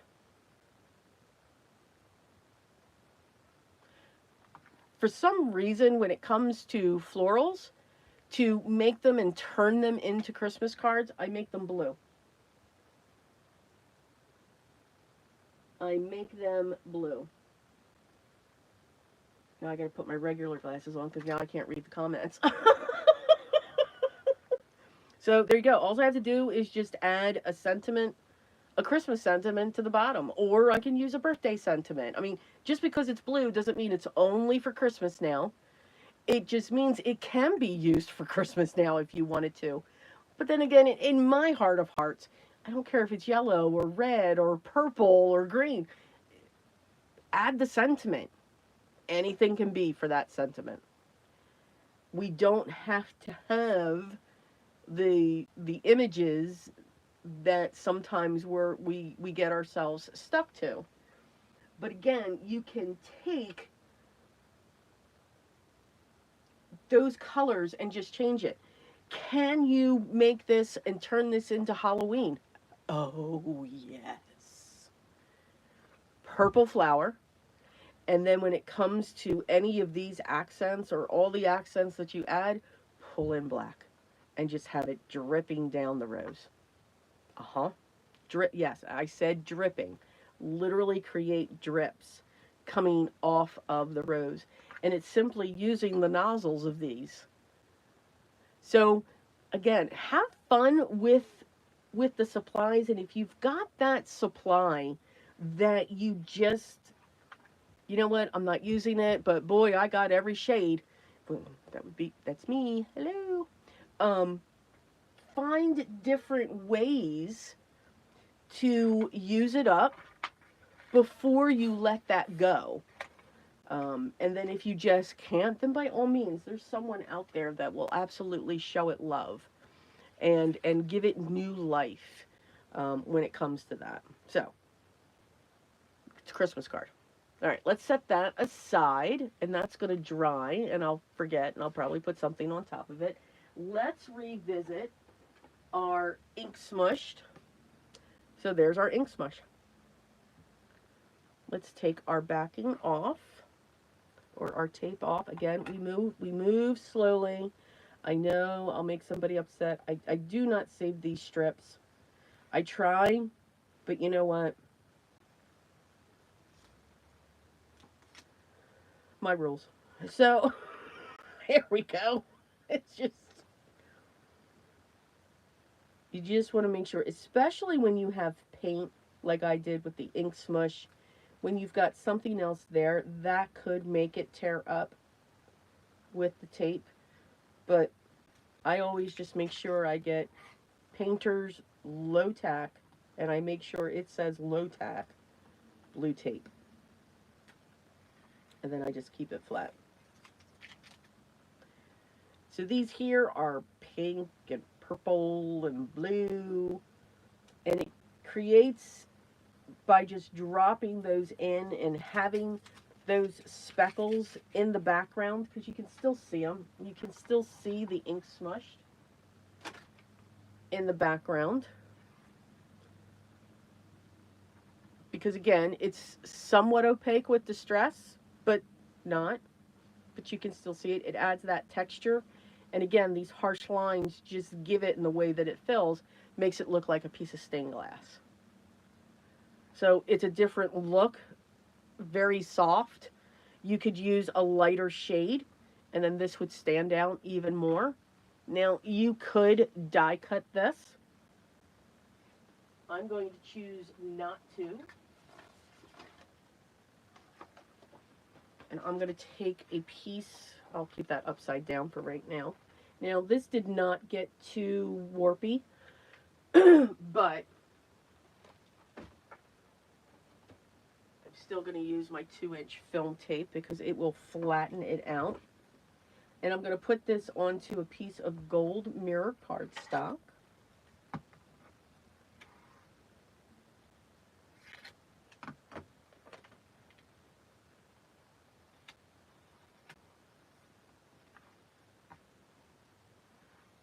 And I do not anymore, only if they're the texturized papers.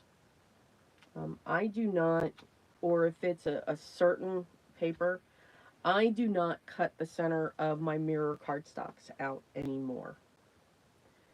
I know. It's blasphemy. I know. To me, it's not wasteful. But I have found when I do, and I did that for the longest time, because I love specialty papers. Okay, bad glare coming up. And I'm just going to put this in the corner.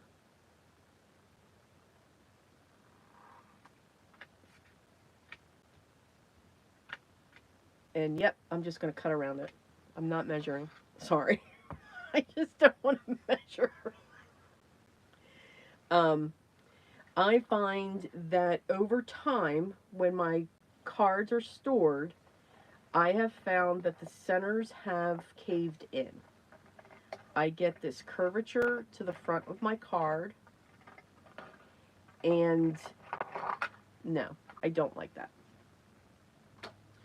So, I no longer cut out the center of my mirror cardstocks and my specialties. Unless I know, the only way that when I will do that is if I know this panel is going to be popped up above it, higher than that piece, then I will cut the center out, because then it's not going to concave in. But yeah, I don't do that. There was a card that I did, and I was very upset. Wrong scissors. So, yeah, I do not do that anymore.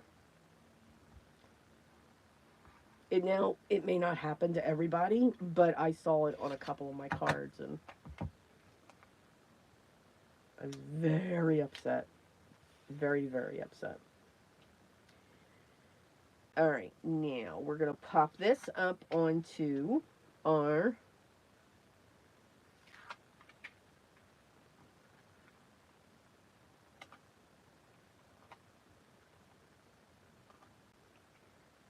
okay, this tape's very sticky. I'm going to get up on my tippy toes. And we're going to get this down onto our card base. So I've got another black card base. My card's flat again. And there you go. There's that one. Just with a bit of gold going around the outside. So now we have a different look on that one. Now, for our last one. We're not done with our last one yet.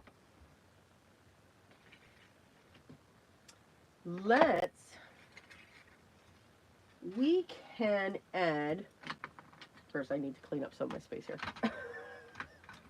I'm running out of room.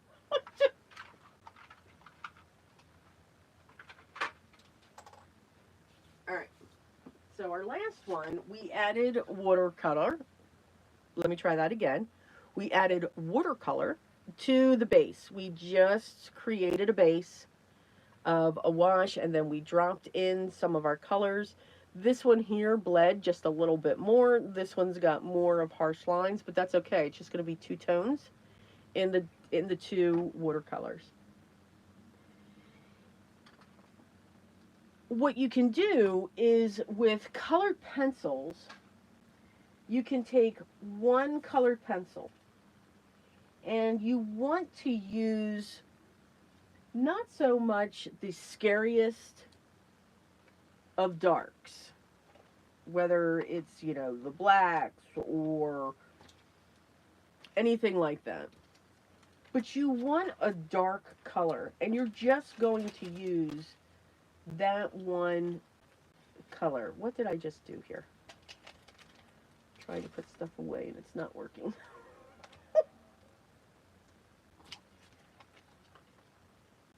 But by just choosing one colored pencil, you can add all of the details that you need. And I think I've shown this on here before. All right, so now that I can get to the colored pencils, that took forever today.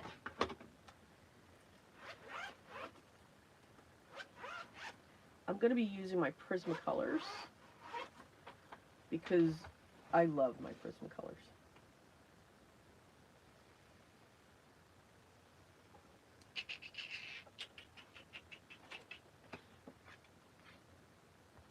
So I'm going to pull in a scratch.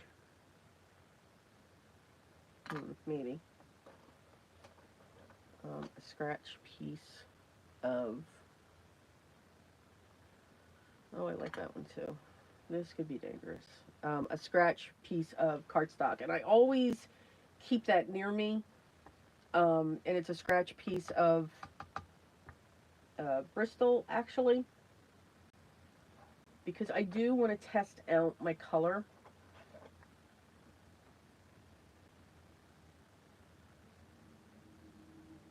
No. To see which of these darks I want to get into. No. To find which one's going to work for me. Oh, I like that one. That's it. And again, these are colors that you, when you look at them, you're like, okay, no, that is just way, way too dark. But in honesty, it's not. That was an ink pad that just flew across the room. Yes, your ink pads can fly.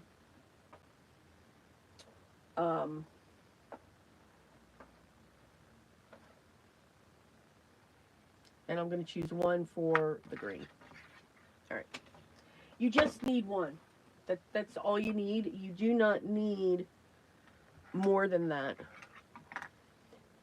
And what you're going to do is you're going to take this and you're just going to go in the crevices.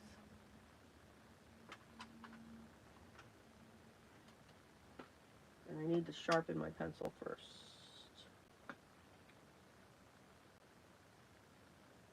Which one do I want?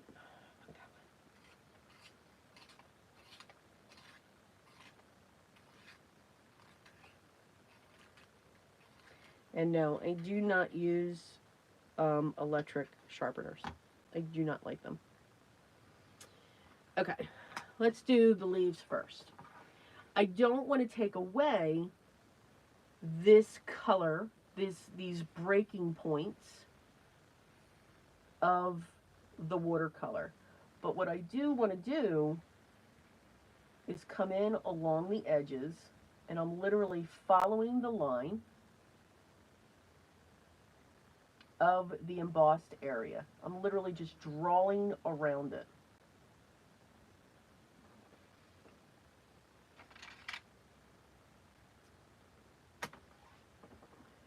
And then I'm going to zigzag up and down, lightly, and in circular motions as well.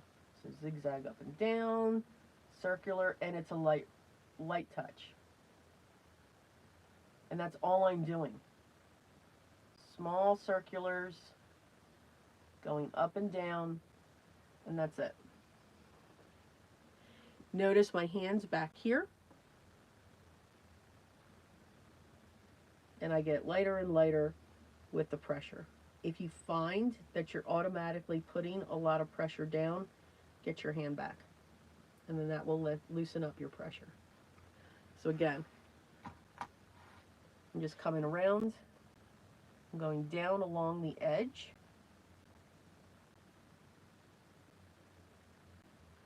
Of the leaf to the flower. And it doesn't matter if I'm going into the lighter area as well. And then small circular up and down, and lightening as I come out from that area. Doesn't matter if I've got the harsh line. Just keep doing that.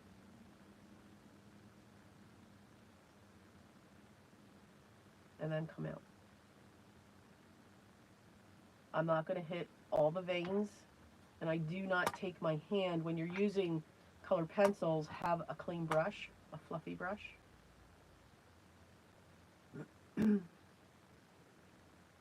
that there is going to add, if you're looking for that depth of the petal.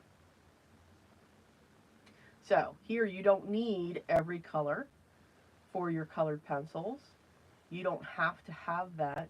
Because you're just using your colored pencils, you could just get your scary dark colors if you like to watercolor, but you can add colored pencils on top of your watercolors to get your dimension, to get your colors in.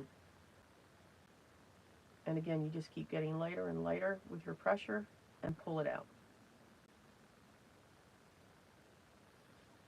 So here we did these down here.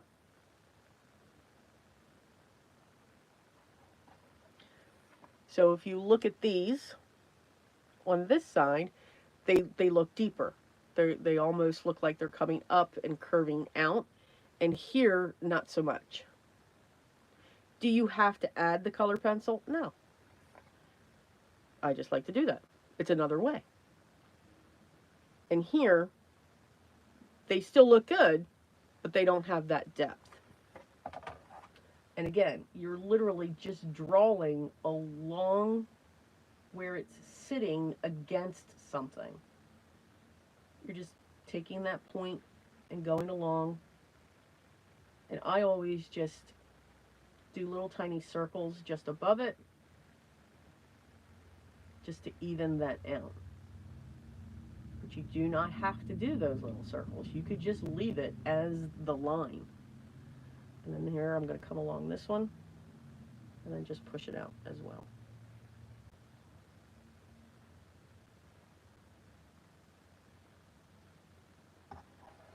All right, so now that depth is sitting in there. So it's another way to use what you have. We're not blending this. We don't need any solvents. We don't need any Q-tips. We don't need any brushes. Again, you're literally just drawing along that edge with this. You can also do that with watercolors as well. You could just take your watercolors after this dry and take your watercolors on top of this. That's called glazing, if you wanted to do that. So again, we're going to do the same thing with each of our petals.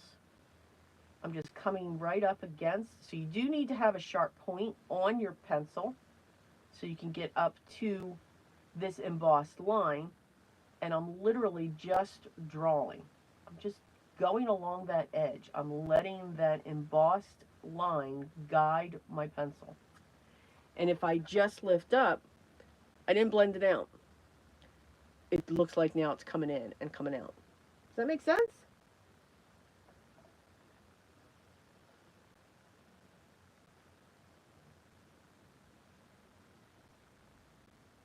Yes, this is the, Biddy, this is the build a garden. So we're doing 3 different techniques with the build a garden.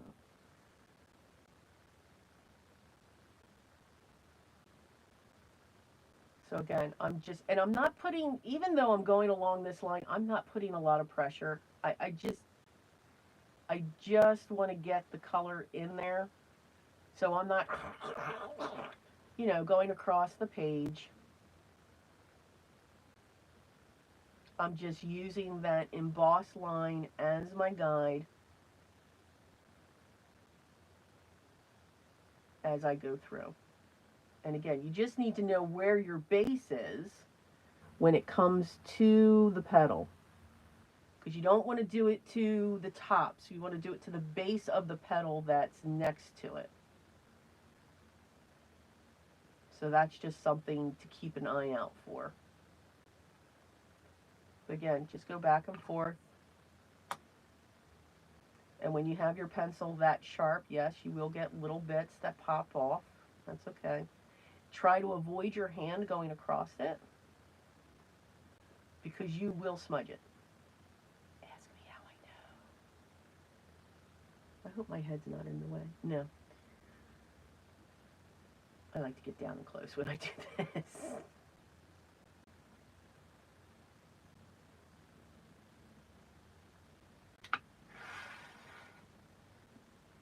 And I find it's best to have the line, especially if it's the embossed line, opposite of my hand. So it'll be to my left since I'm right-handed.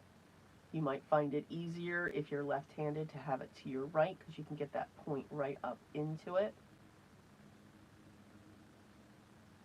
And again, I'm just following the line.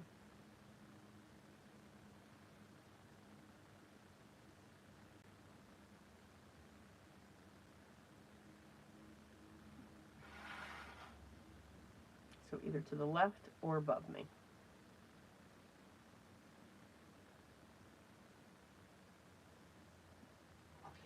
And already, that now makes, I forgot a spot.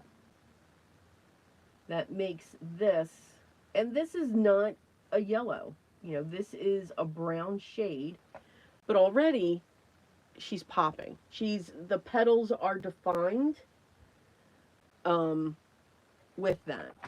However, I do just like to come out just a little bit, so that's one way to look at it.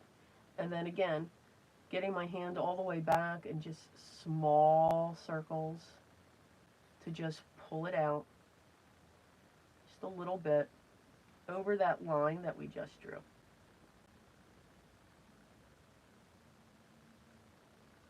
And it's almost like it blurs the line, if that makes sense. I'm sure this is some type of a technique, and I'm sure I'm not doing it correctly, but I'm doing it with how it works for me. And how it can work for you guys. Again, doing these types of techniques can get you out of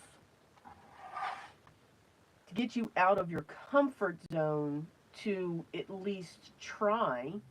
And maybe this is the way that you work with colored pencils, and that's fine. Again, we're card makers. We're paper crafters. I think part of our definition as paper crafters is to have fun. See how we can take a supply that's interesting for us and use it the way that we want to use it, not how you have to use it. Because when we say that we have to use it this way, now we're getting into rules. And I am so not a rule person. I want to see if there's something that interests me. I want to see what else can I do with this. And that's probably why I love getting a kit and like we're doing today. 3 different techniques. All right. So now we've got this one that's not done, and we've got this one that's done. And it's just one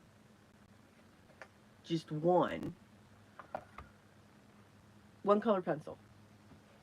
Because one color pencil can get you different layers. Now, again, if you want, I mean, you don't have to, but I do have up on uh, my courses, I do have, I think it's over 4, close to 5 hours just on colored pencils and breaking them down and working with them for the card maker. If you're interested in that, it is a very detailed course. Um, but if you're interested, it is available. And again, it's the way that I work with them, but we do talk about solvents, we talk about, and I show all the different solvents that are out there, even baby oil. I know some people have used baby oil. I don't recommend it, but when you're in a pinch, have it. So that is available up there if you want. Other than that, I've got plenty. There's other tutorials on my YouTube, and I believe I have a playlist set up for colored pencils. Now, some of them I don't talk. It's just listening to music and watching me color. But you can definitely see what I'm doing.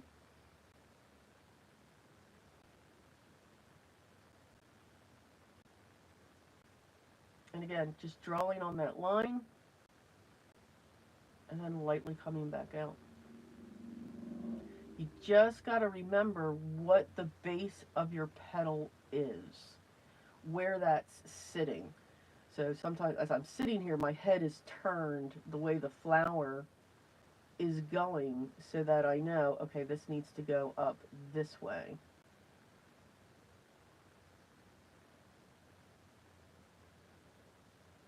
You know, some of them are underneath. Like this is a leaf, a petal that's folded over.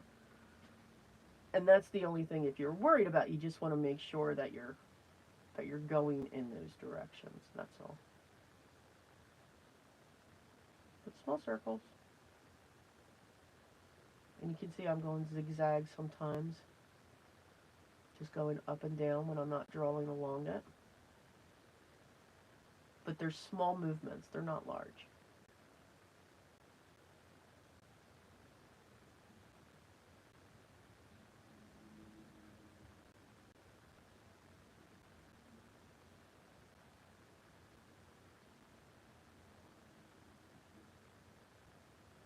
Yes, I find this relaxing too.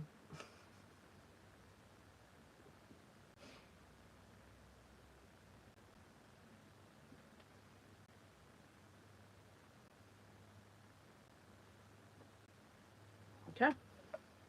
And those are now our 2 yellow roses. So a little bit mixed media in here. And again, they have 2 completely different looks because of the way that the watercolors went. And to me, that's fine. But yeah, try not to take your hand and after you're done color pencil because you will smudge the color right across. So I just use a fluffy fan. This one's by Studio Light. But it's very fluffy, very soft. And it doesn't matter how much is on there. It won't let it go down onto the piece, which is nice. All right, so let's get this one off. Let's see.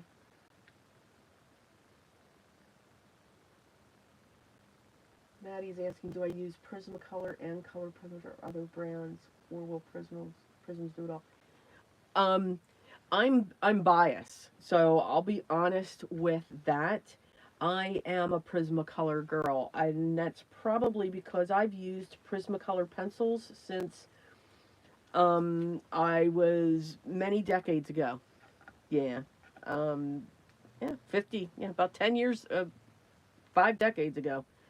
Um, they were the first colored pencil that I picked up when I was about 7 or 8. Will I use the polychromos? Yeah, absolutely.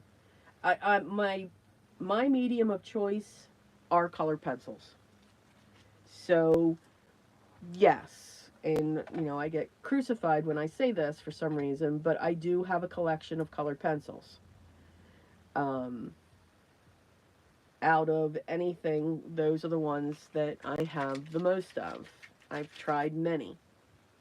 There's some that I like, there's some that I don't like. Um, but I don't hate any colored pencil.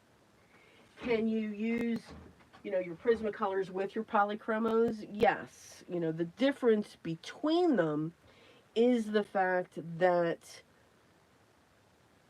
one's wax base, one's oil base. I think I'm going to put this on a gold mat as well. Yeah. And this one, just for secure sake, I'm going to use my double-sided tape too. But Prismacolors will do everything that you need. Prismacolors to me are very creamy. They're soft. They blend beautifully. You don't need solvents. I am not a solvent person.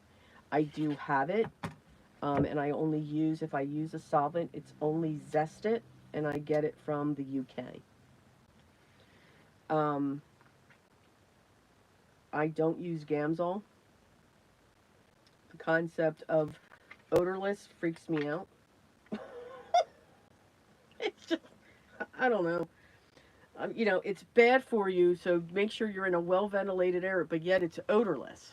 I don't know. It's just, I know, I need to stop pulling in the common sense.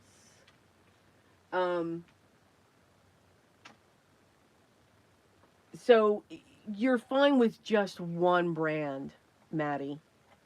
I have multiple brands because I love colored pencils. My favorite are, as like I said, the Prismacolors. I do love Derwent brand. They have yet to make a bad product, any of their products. So, again, I'll never say what brand you should get and what you shouldn't. What I will say is any brand will work. And I will say, as funny as what you just saw, no, you do not need every color either. 36, 24, or a 36 set is fine. But Prismacolors can also be very reasonable in price as well. But they're both fine. The difference is Prismacolors have a soft core, and your polychromos are a harder core, because they are oil based.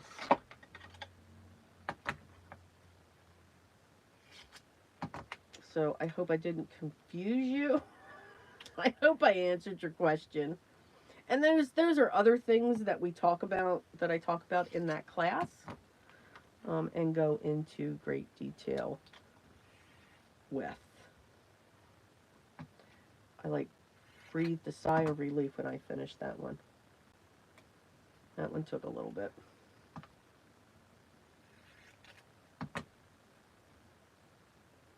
All right, so let's pop this one up on our card base. And again, I'm using black.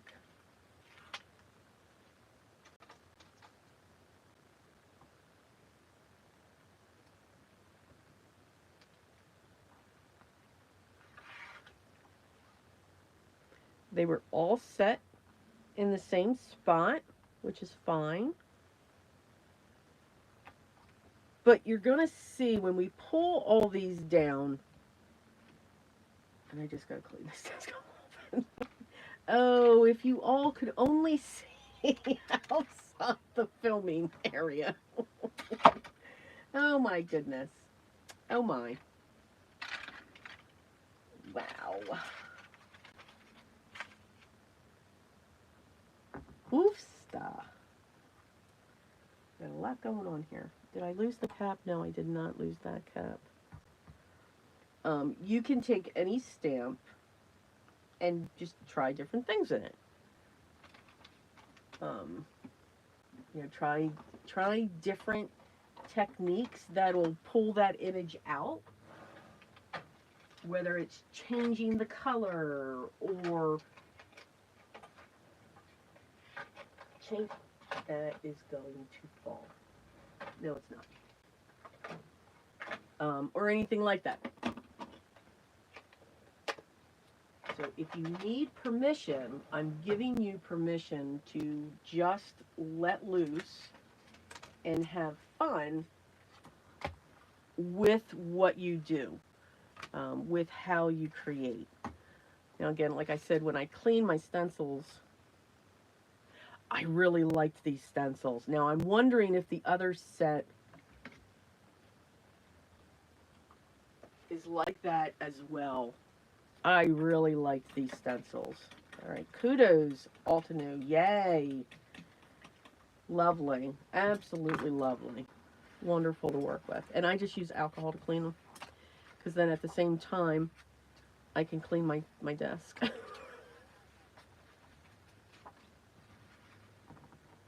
And it doesn't damage the stencil, the alcohol. It just cleans it right up. The only time I clean my stencils right away is if I use a paste. And you just want to be careful with any of the sharp edges. You don't want to bend them. That'll ruin your stencils. Okay, so let's get these back. Also, what I do like about these stencils as well is not only the fact that they're numbered,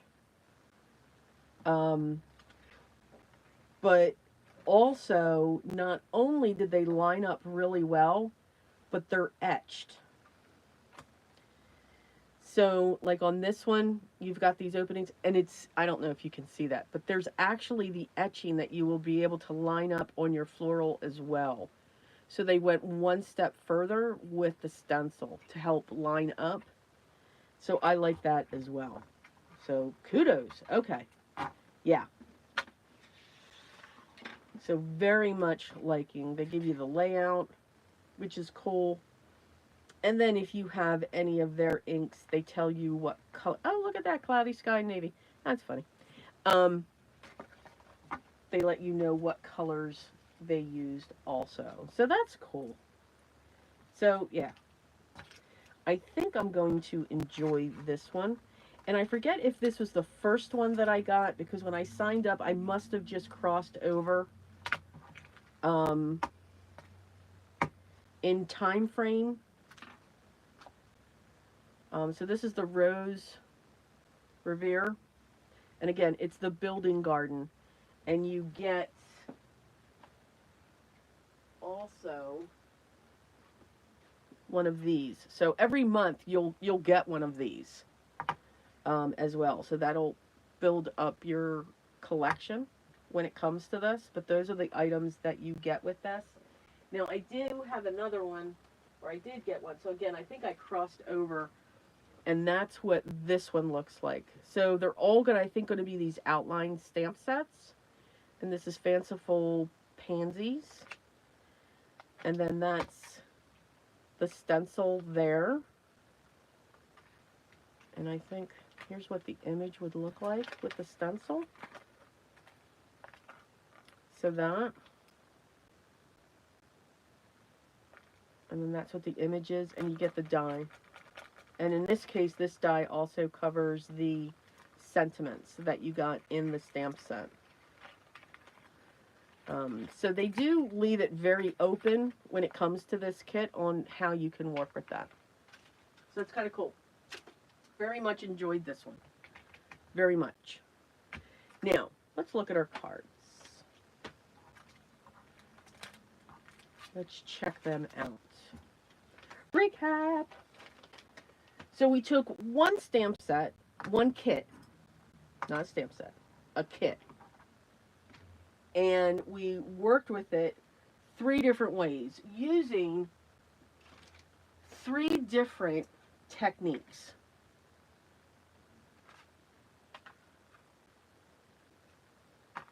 We use the same card base, meaning black.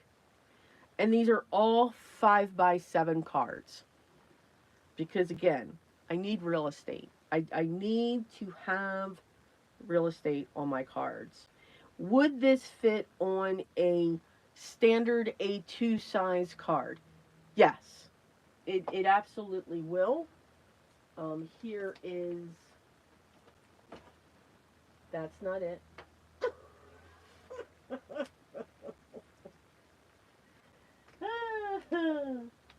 I'm funny.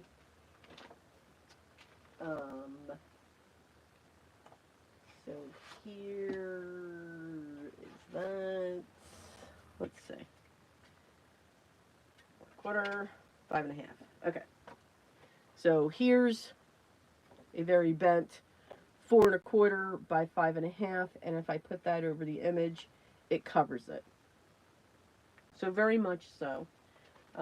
This image or these images will fit onto a standard A size. Not everybody's about a 5x7, and that's the die. So that's how much real estate that will take up on a standard A2 size card base, which is cool because it fills it up. I've got a lot of space going on there, and again, I'm okay with that. I like that space because I never know, am I going to add something else? Am I going to add strips of cardstock in behind it? Am I going to splatter on this? Am I going to add edging coming off of this? I don't know that until I start working on my cards when it comes to this. But we took it, we made a blue rose, and we turned it into a card that could be used for Christmas. We added iridescent drops, but didn't use them as drops. We used them as a highlight to the tips of the petals, and we added glitter glue to the tips of the leaves to give it a shimmer effect. But this can certainly be used for the holidays. Absolutely. We made a simple yellow rose, but we used watercolors as the base. We used just 2 colors. We put a wash down first, then just drop down a little bit of a darker color. Let the watercolors do what they do.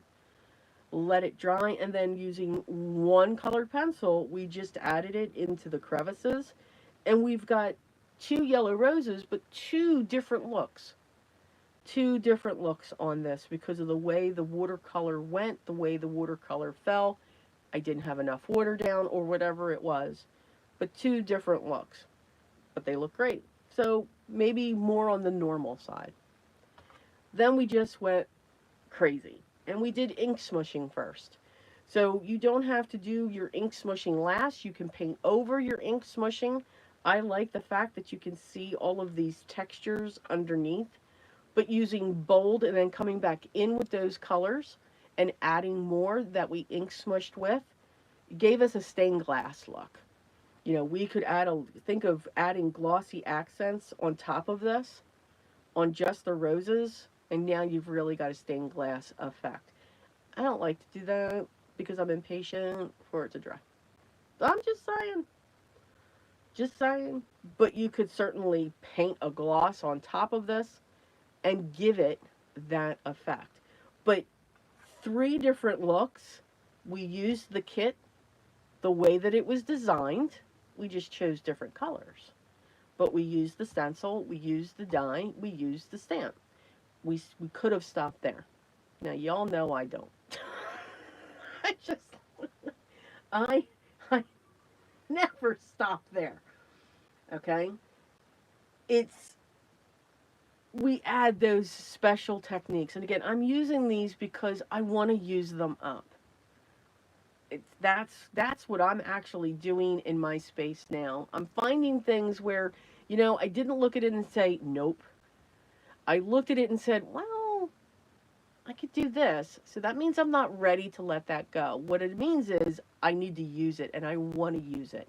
And there's different ways that we can use it. And that's what the The other sets outside of stickles that I have, let's use them up. Let's use up these drops a different way. And let's create those. I'm really curious on what the purple rose with the black drips looks like. Oh, I would love that one. Or a deep red. A deep red rose with black drips coming off of it. Yeah, I'm a little goth, a little sick. But we use the kit at its base, and that's what you can get. And think of all of the beautiful color schemes that you would be able to get with this. Working on a 5x7, you could take this, have it sit up here in the corner, have another, flip it around, have it sit down here, and you can have a full panel of these beautiful images because you get that die as well. Traditional watercolor here, we have it in the center, but this is set for anything.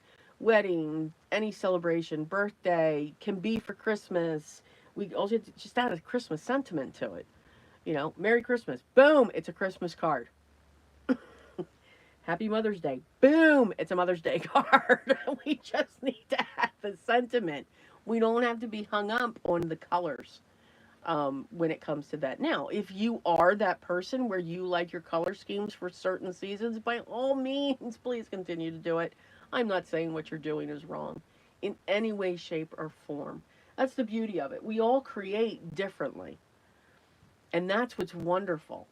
Because if I go back, now I'll go back and see, okay, who else has created with this and what did they do?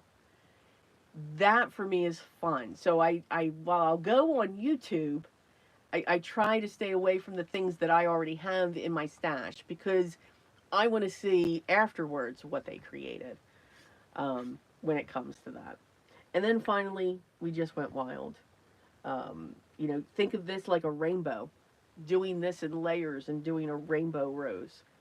Starting out with your yellows and then coming out with the greens and the reds on the petals and then the blues and all of that. That's what that reminds me of. So again, one stamp, 3 different ways. Use the kit at its base, but here's how we stretched it out and how we can get different looks. Because that's what we want to do, right? We want to dig into that to see how we can stretch what we have, how we can use up, because that's my phrase. I need to use this up and figure out how to use it up. If you're not comfortable with the nozzle, get a paintbrush. Put it down the thing, get a paintbrush, paint it on. Absolutely. Just make sure you get that paintbrush and water immediately. I know my hand's going all over the place. I am not on the Altenew design team. I am not. So, if this is something that I got ahead of time, well, maybe because I'm subscribed to it, that, oh God, I hope I don't get in trouble for showing this now. Oh my God, it came in my mail, and I am not on the design team.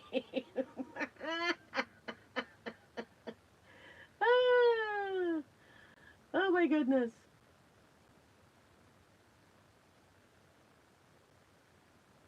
So yes, Gwen, this is different. I'm going through the thing for the things. Well, Maddie, I'll always say you can never have too many colored pencils. I'm just saying. But again, that's my medium of choice. That's my absolute medium of choice. Gwen, I'll show you what the project of life. I am going into, I did go into a second one with Altenew as well. They just hit the marks for me. So I think what's happening is maybe because I'm a subscriber, it already shipped out, but for the individual sales, it's not available until then. I think that's what they're doing. Oh, I hope I don't get any nasty emails. Why are you showing this already? Well, it came in my mail. I'm not on the design team. Okay. So the other kit that I chose as well, so this might be like a every other month type thing. And again, I got these in the mail. I'm just saying. I'm just saying. So when I first signed up, and I think it's because of the timing when I signed up. I actually forget when I started. I think I was just before the crossover. And then I got the kit that was already out too. And because it was like bam bam when I was charged, which I'm fine with. But again, this, I forget which one I got first too. I think maybe I got the pansies first. I don't know. It doesn't say what month it is. Or, yes, it does. So the stencil actually has the month on it, which is awesome. See, we're all learning together here. I think, why do I have the feeling I'm in trouble? I'm just saying. So this one here says August of 2025, the rose, the one that I used today. And then this one that I got, I must have gotten this one recently. This one says September of 2025. Yeah. And again, these are called Build a Garden.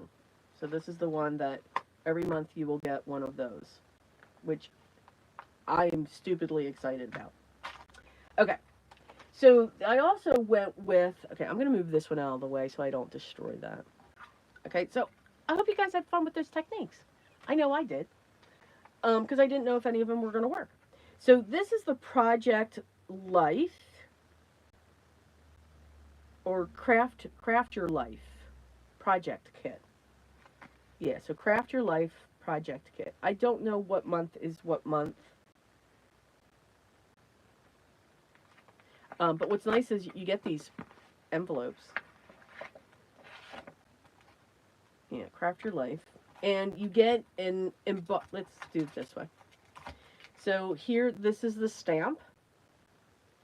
I think this one is the September.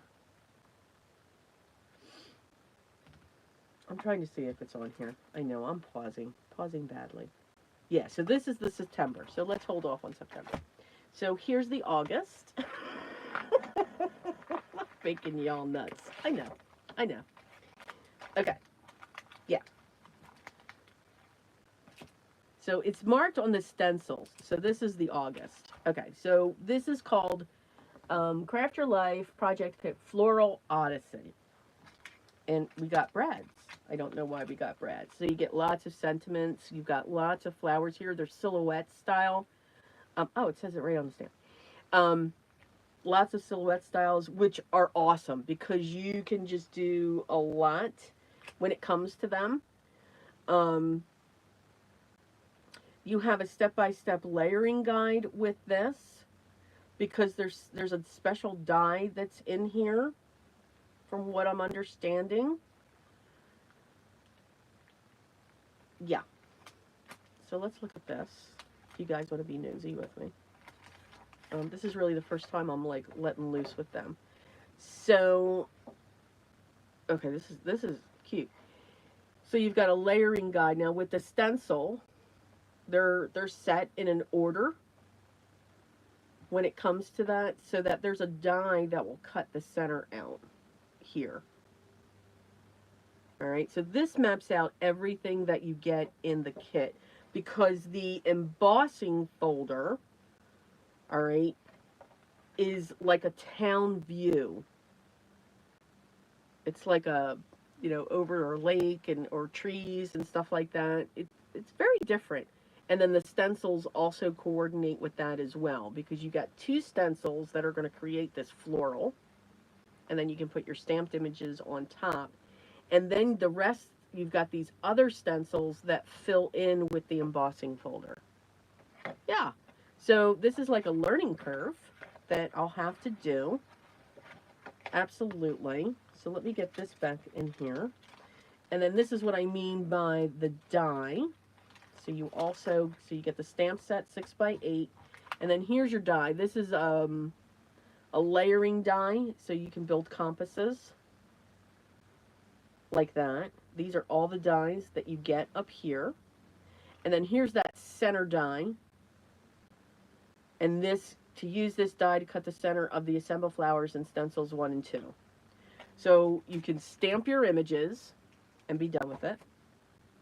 You can stencil an image and then die cut the center of that. So that's 2 ways. You've got this type of compass type dies as well to create compasses for the front of your card, and then they layer.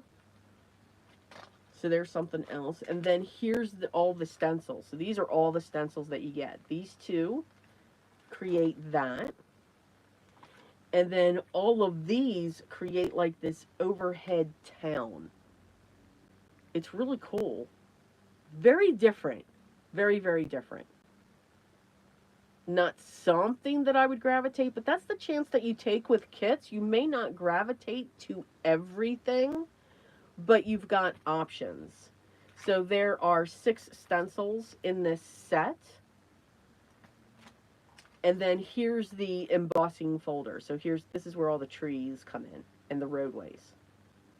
But you get a 6x6 stencil as well. Now I know why we have the brats.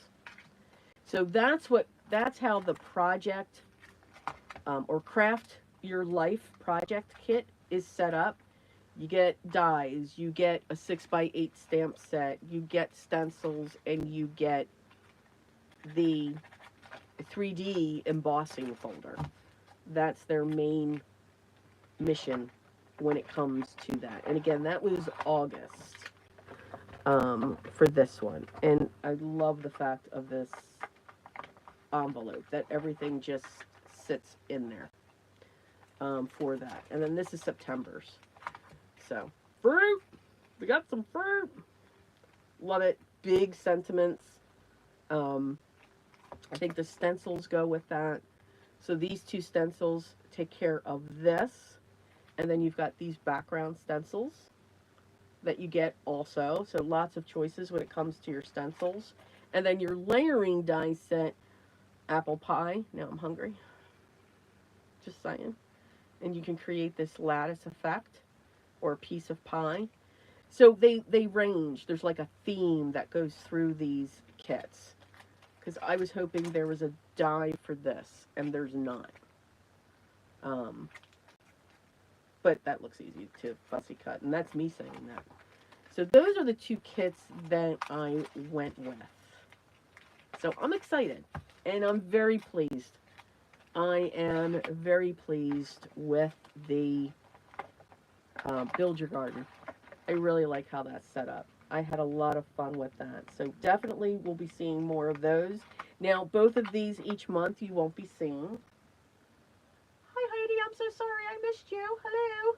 Beautiful journal. Just, I needed to give you a shout out on that. That is beautiful. The leaf is beautiful. Absolutely. Okay, so when we go back into the color pencils. So if you have one set, they'll do everything. You do not need all the sets. All right, that is a given. They're just different. I do feel that the Prismacolors do blend better, but that's just me. That could be that's also because I'm biased. Again, I've used these since I started when it came to creating and all of that stuff. Polychromos, they are wonderful. You can blend with them. I do find, though, that they blend better with a solvent. Again, that is just me. They are hardcore. They have a harder core, and they are oil-based. But do you need both? No. Either or is just fine. Either or is fine. You do not have to have both, by all means. Inktense pencils, they're wonderful. Now, if you have Inktense, you don't need watercolor pencils. They're 2 different things, all right? Inktense are ink. It's actual ink in pencil form. Watercolor pencils, that's a different type of pigment. They work the same. They work absolutely the same. Um, let's see. Just going through, I'm catching up on questions. I think it would, Maddie, but if you're curious, get a small set of the polychromos. Or buy individual of polychromos. You could do that. Because one of the colors that comes from Faber-Castell is that, I'm sure I'm pronouncing this wrong, Caput Mortem. It's a beautiful color. Absolutely gorgeous.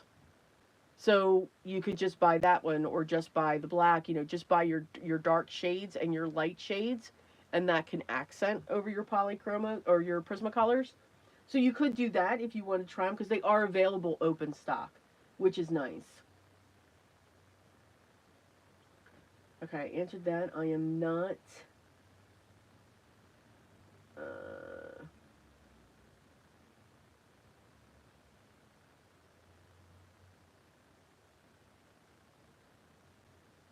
so no, the Build a Garden, you actually do get the dye as well when you get the subscription.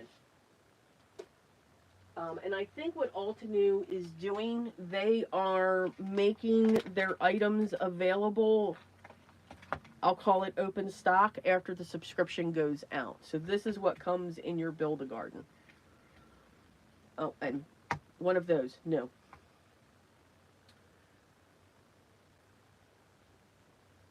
Oh, you like the ink smush card? Yeah, I like that one too. I do like ink smushing. I think it just, um,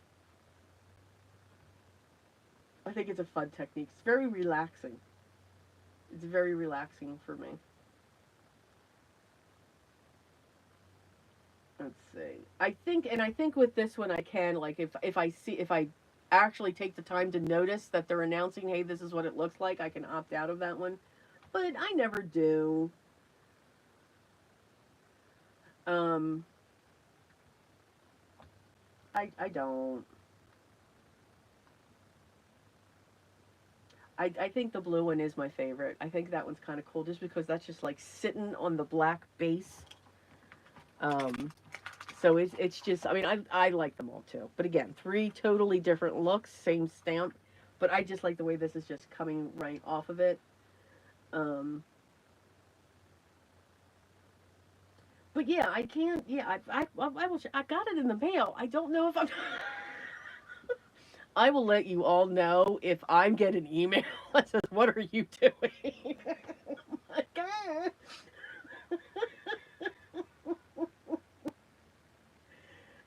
Too funny. Yeah, so they're like a month ahead. So the one that they ship to you, I'm thinking that will. So the month of August, you're receiving September. So yeah, they are a month ahead when you receive it. Um,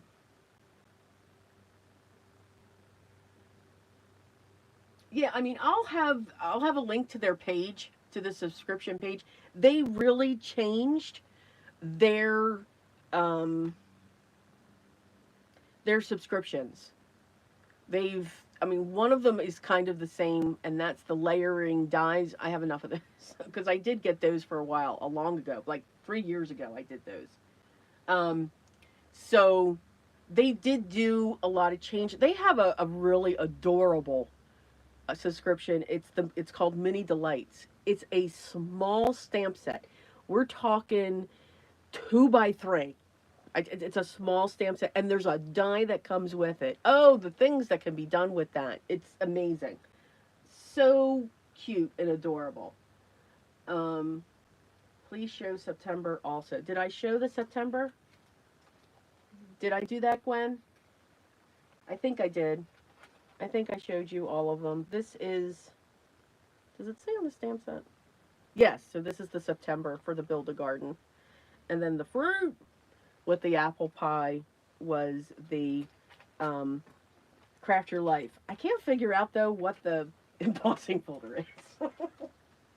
For me, it looks like French toast. I don't know.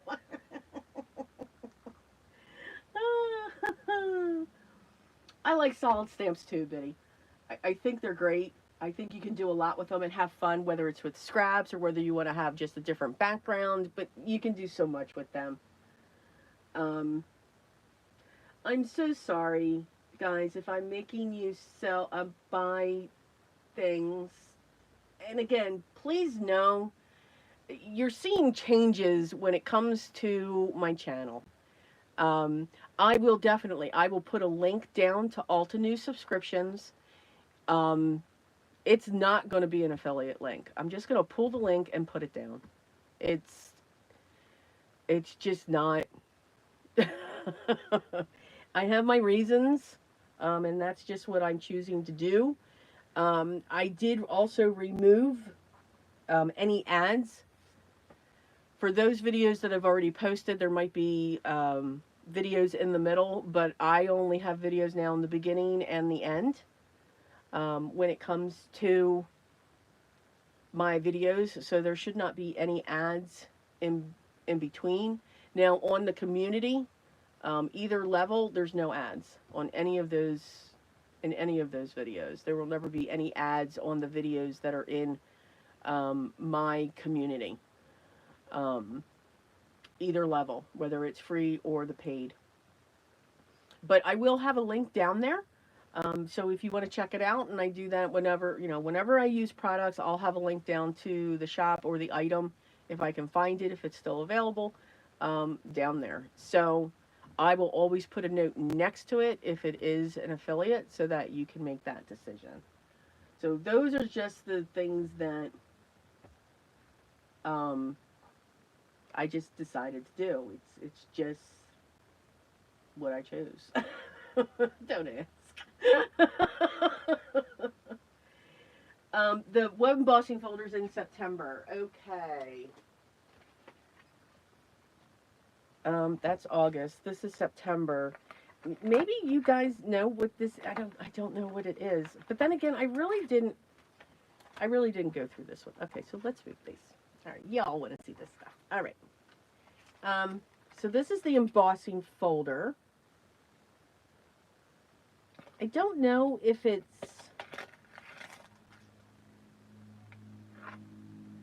just looks like French toast to me.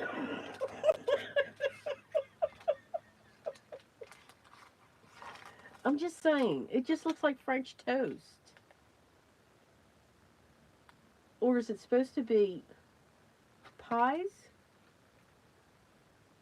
I don't know. It's one of a kind. This is one of a kind 3D embossing folder. It's called Sweet Harvest. That doesn't help me. And then, like I said, these are the stencils.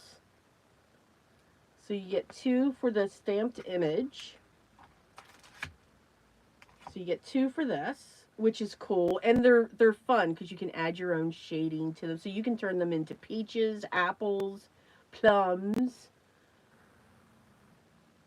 What else? Apricots, oranges, all that fun stuff. And then you've got some backgrounds there. All right, let's pull out. So this is the stamp set. Lots of sentiments for fall, sweetness, thankful, grateful. Lots of this going on here. And that's your die set. So these are all the dies that you get. Oh, look, you even get the cooling rack. And then these are the layering that you can do. So a slice, a pie, you can do a lattice on the pie, or you can just have the slits like you do for an apple pie, and then an apple. All right, let's look at this, because I really want to know what I really want to know what that embossing folder is called.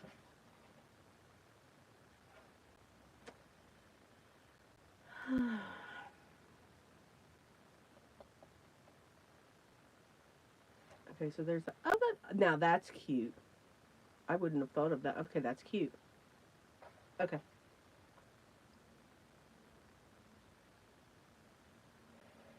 So when they show these, and I think you can get the stamp set, after the subscription's out, you can purchase these, I think, separately if they're still available. So like the packaging saying, you know, Craft Your Life Project Kit, Sweet Harvest add-on die set. Well, that's part of the kit. So that's the other thing that you have there. Here you can take that stencil, rotate it. I love these sheets that they give. They give you so many ideas and other ways to look at the stencils.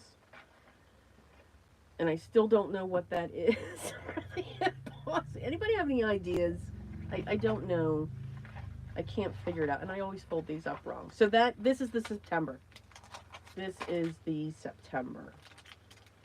And again, both of them. Okay, now let me get back to the comments because you all had lots of questions, and I'm so sorry that I was not answering all of those questions there. What am I doing? Okay, let's do that. I'll just keep that there. I'll let you all stare at it. Let's see. Questions. Oh, you're welcome, Maddie. Absolutely. I mean, but if you love colored pencils, hey, have at it.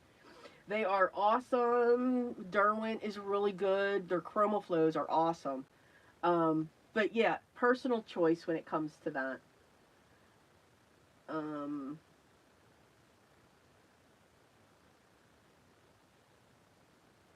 Not the embossing from Craft Your Life kit. I'm confused. So you guys saw what you wanted to say. So I showed the August Craft Your Life. This is a September Craft Your Life with an unknown.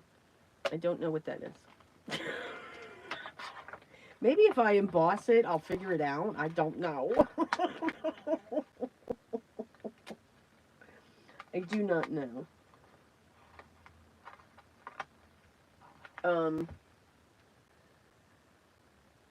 Yes, you are absolutely correct, Biddy. If I slap vintage photo on it, I will have French toast because that's what it looks like to me. Just saying.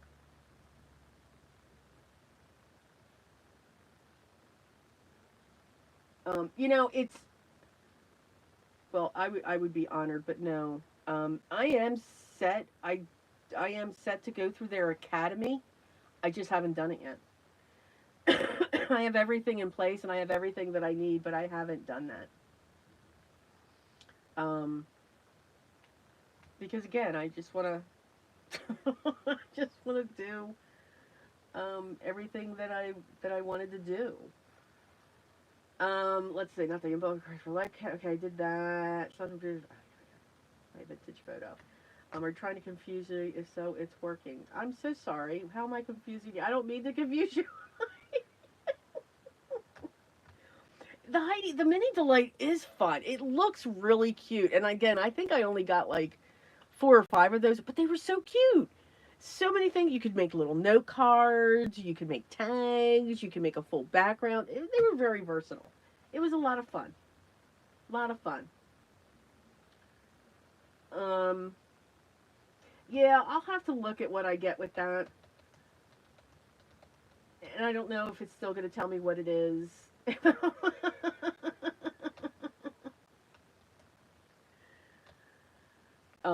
When it comes to that. So yeah, those are the changes that you're seeing on the channel.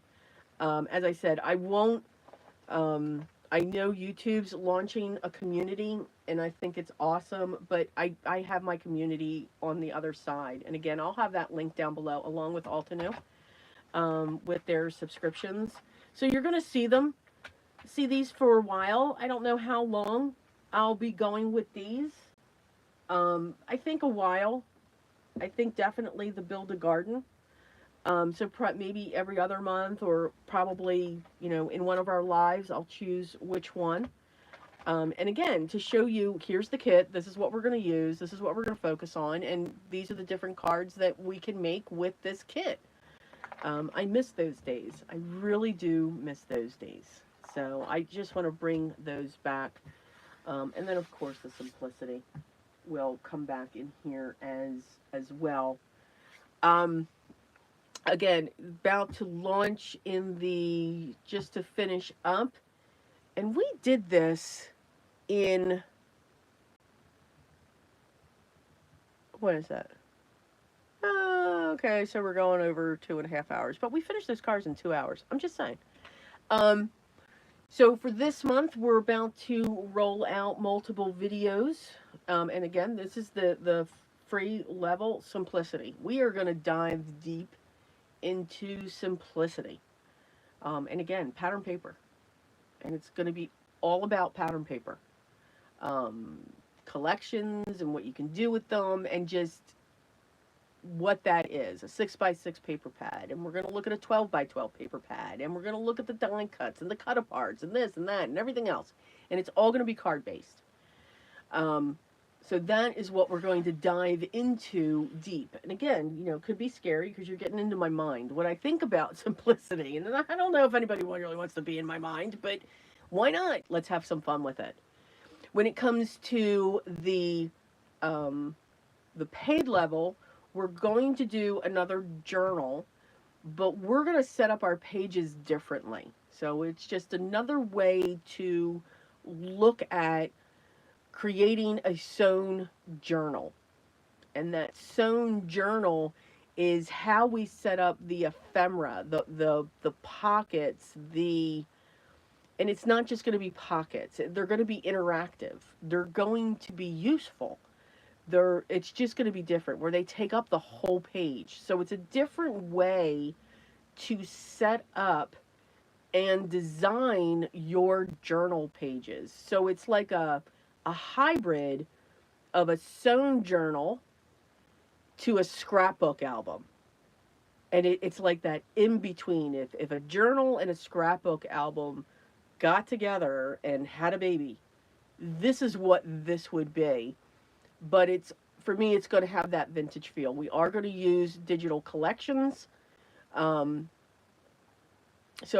but you can use your pattern paper. You can use whatever it is that you want to use when it comes to that. And then for September, we are already set up for September. And what's coming out in the communities for those is September for the free group and for everyone. Uh, we're going to deep dive into ink smushing. What you can ink smush, how you can ink smush, why a piece of glass doesn't work with a silicone mat, and what do you prefer. Neither one of them's wrong with inks and the different types of things that you can use when it comes to ink smushing, and how then you can use those panels that you've created. All right, again, it's not just a background, it can be anything you want. And then and that's for everybody. For the level 2, we are going to build a scrapbook album. So let's get you out of. So this one's kind of like the child of the two. Now we're going to go to, let's call that Papa, and say, okay, this is how you can build. This is what you're looking at when it comes to the measurements and the flips and the interaction and all the different things. We're going to scratch the surface with that when it comes to that. All right. So, thank you guys so much for being here. I appreciate it. I hope you had fun with this. I hope you look forward to seeing, 3 cards, 1 kit, or 5 cards, 1 kit. It all depends how many cards I get from the kit. When it comes to this, now if we have a marathon, then I'm sure we could go into a 10 card, 1 kit when it comes to that. But again, same stamp, 3 different ways, 3 completely different techniques. And then, of course, there's many others. We could have done this all in colored pencils, and we could have done this all in watercolors and let each layer dry and glaze. So there's all kinds of different ways to do this when it comes to that. And that's what I want to show you, how you can stretch what you got. You don't need this kit. You can stretch what you got and just do it using different techniques. All right? So I will link everything down below shortly after this goes, and we set up the replay banner and all of that. I hope to see you guys in my community. Come on over. We're having lots of fun when it comes to that, or at least I'm having lots of fun. I don't know. Sometimes people don't like to talk too much in there, although I got 2 ladies that like to talk, so it's fun to talk back and forth with them.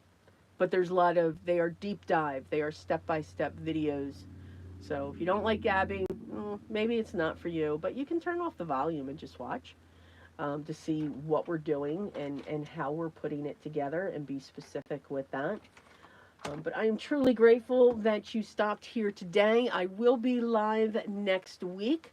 I believe it will be the following, not this coming next Sunday, but the one after that. Because today's what, the 3rd? So the 17th, I will not be live. I'm actually going to be away at my sister's. We're doing our little retreat thing again. So, yay! So, not quite sure what we're going to do next Sunday. Maybe I'll pull out my Tim Holtz kit and we'll just have fun with that. Because I've been watching the video today and laughing hysterically with him. I think I could watch him forever. Just watch how he does things and all of that fun stuff. All right, so I'm going to let you go, guys. Thank you so much for spending this time with me. I enjoy every minute of it. I really do. I really enjoy this time. I look forward to Sundays live and all of that fun stuff. All right, so take care, have fun, continue to stay healthy and safe. If you have any questions, you know all the different ways of getting a hold of me. And Heidi, I'm going to give you another shout out. Beautiful journal. Thank you so much for sharing it with me. So, haha, guys, I got to see it. You didn't. Nah, nah, nah, nah, nah. Absolutely gorgeous. Believe is absolutely beautiful. Absolutely beautiful. And I hope you keep going. I hope you keep creating. And I hope you'll continue to share them with me. So, guys, I love you all. Take care, and I'll see you next week. Bye.